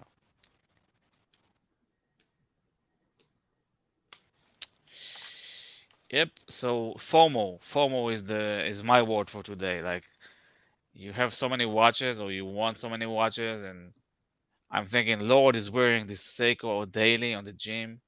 I don't go to the gym anymore, but I want like a beater that Why is like not? I mean, not to why force you, but like, why not go to the gym once every so often?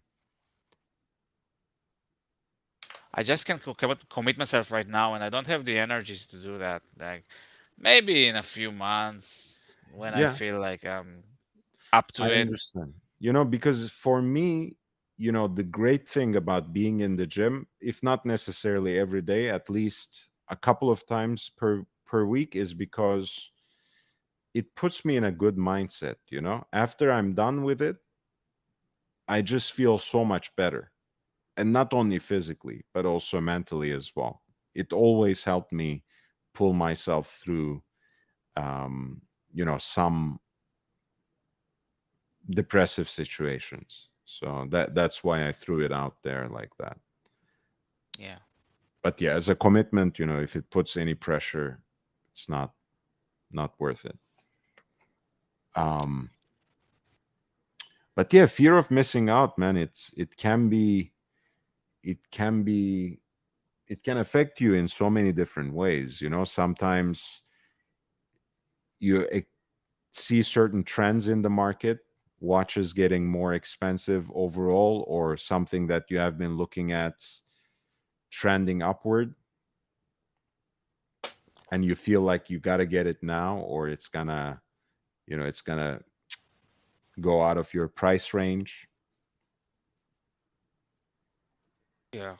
Or like you said, just like thinking about another watch of whatever sort, and you feel you got to get it. There's a new release. It's like just a quick drop. It's 100 pieces. It's gonna be gone forever. I have to get one.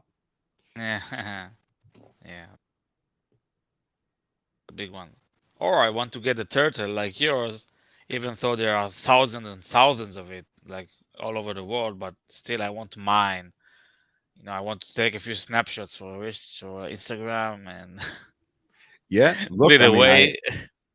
in my case, like I was so obsessed with it, I had to get the Japan version, of course. For me, if you're getting Seiko, it has to say made in Japan on the dial. Whatever goes on behind the scene, it doesn't interest me.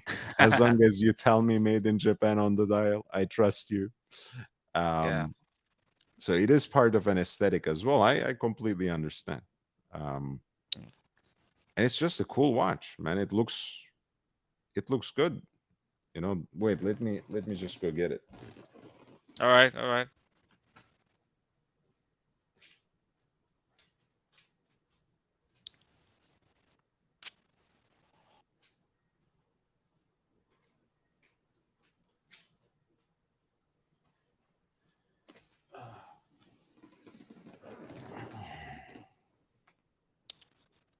Oh man, it's a green strap, the green rubber strap. Yeah, that's its original strap. It is nicely textured inside too, so it feels good. Doesn't stick to your skin, like some cheap and nasty vinyl straps do. Of course, that section of the Great Wave of Kanagawa, Mhm. and there's the, Aye, beautiful, beautiful. I love the Cyclops. The Cyclops. yeah, like the candy bar Cyclops for the day dates, which in this case is um, English and Spanish, which I really like. And Okay. Yeah. the dial is nice. There's not a lot of depth into it, of course. It's just scan. Yeah. I like it.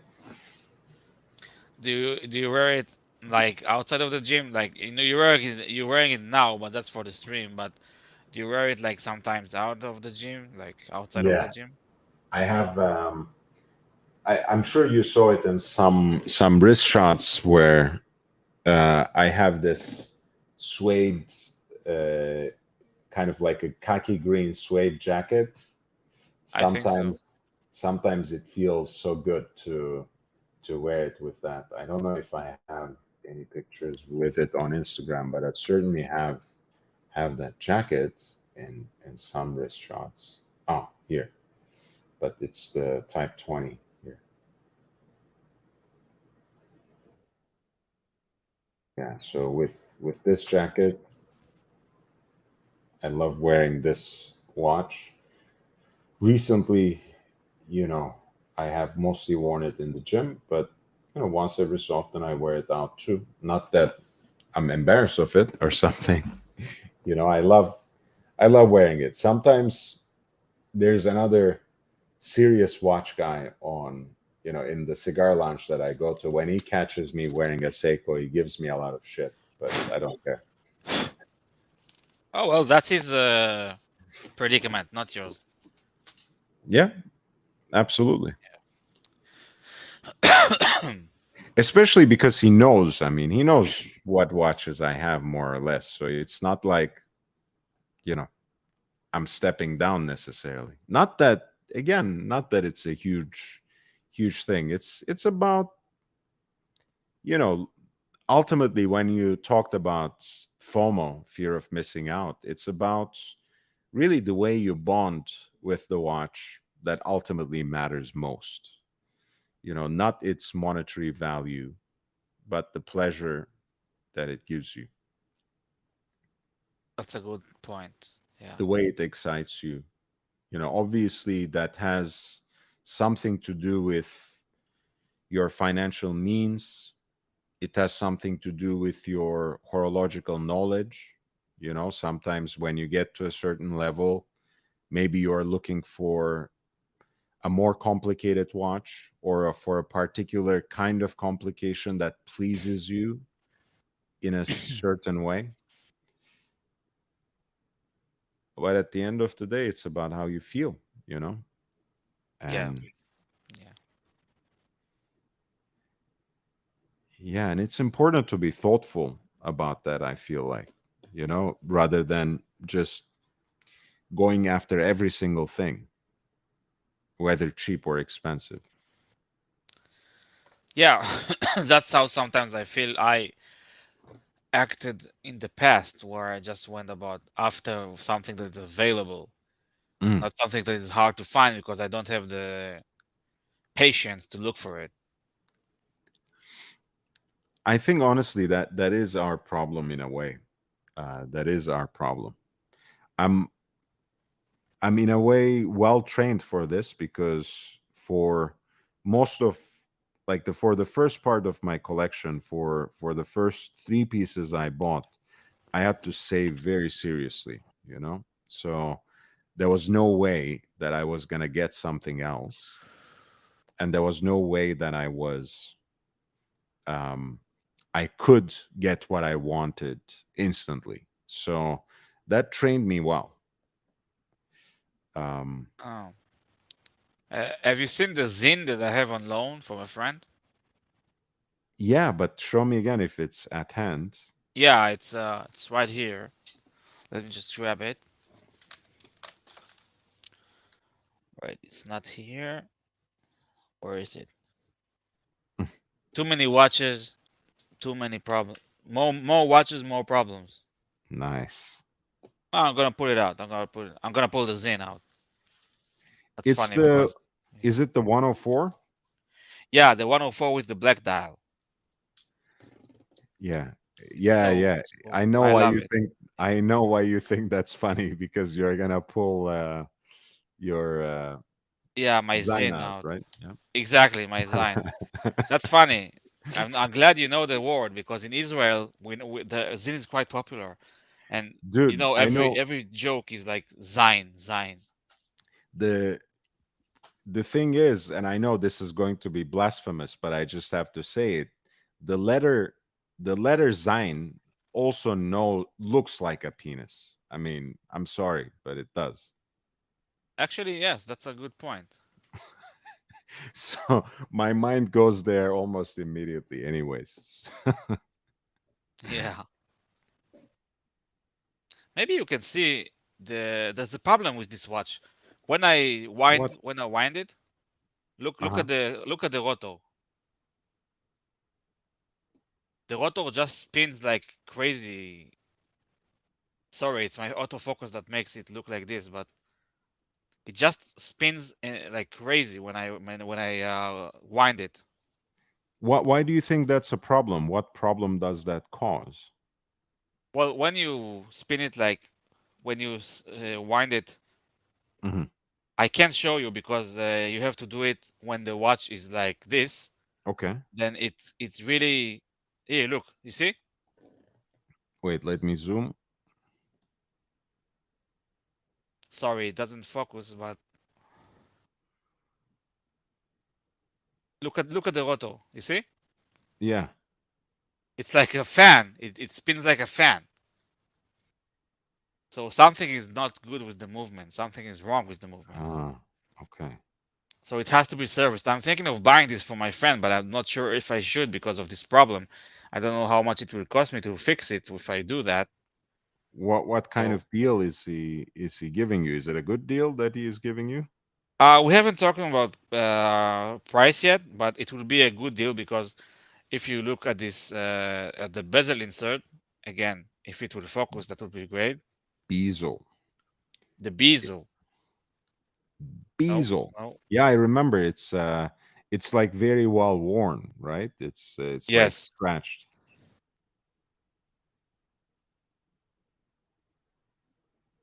No, no. There it is. There a Ah, little bit. yeah. The Uh, look. This I said the camera loves you, but maybe it loves your face too much that we don't even get to see your watches.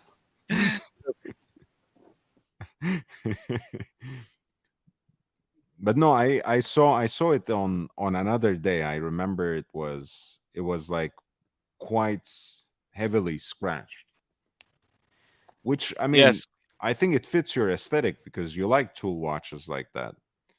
yes, Um, I do. so for the right, for the right deal, I don't mind things like that. In fact, with luxury watches even, it hurts me so much to put the first ding on something. Like Hmm. it it takes me sometimes a year to get over it. Like when I put the Wow. first ding on my Polar Explorer 2, which I got Yeah, pre-owned, but it was quite clean, if not yeah. necessarily pristine. But I was like closing a window and just like bumped right Um, bumped right into it when I was pulling it up or pulling it down, whatever it was. Um, wow. and it left a mark on the bezel, and I was like, fuck. And then I Yeah, thought about it almost for an entire year. Whereas, my Submariner, my root beer, they have all sorts of scratches and dings, and I just don't even care because that's how they arrive to me, and I don't mm, have to worry about it. If there's another one, it's the same. It's the same beautiful old watch that I don't have to yeah, worry about while wearing. yeah. I know what you're saying. Some people say that once you scratch your new watch, then it's really yours. Yeah. I remember when I was a kid, we would help people who got new pairs of shoes. Yeah, you You know tell how me. that goes, right? Yeah, of course. Hey, look at your white new shoes. Yeah, boom. So you make sure that they don't have to worry about getting the first stain or whatever on it, to get it scratched or bumped or Yeah. scuffed. You just step on it, so their mind is put at ease. For uh, your own good. This. exactly. Um, Listen, man, I don't want to keep you long. We've been here for 40 minutes already since I joined. So if you wanna, It's beautiful, man. I do need to go to sleep because tomorrow I yeah, need to rise early, but it's a pleasure to have you. I'm glad you came in, and I'm glad I could actually stay with my eyes open because I do feel quite tired today specifically. yeah, yeah. Um, Listen, everybody, Okay. thank you so much, Z-Man, as well as Bruce G and Owl for the super chats. Thank you, everybody, for your comments and questions, for your presence and support, and of course to this, who helped me carry the show for the last 40 minutes. Thank you so much, my friend. I will see everybody tomorrow. Remember, I will actually send in the link. I have the interview with Periscope for his initial expose in April 2023 about this record breaking Speedmaster that is ultimately found about to be an alleged forgery. So check it out. That's going to be at 7 p.m. my time, PDT, tomorrow. Um, Wait, what happened there? And 10 p.m. Eastern time with the interview with Periscope.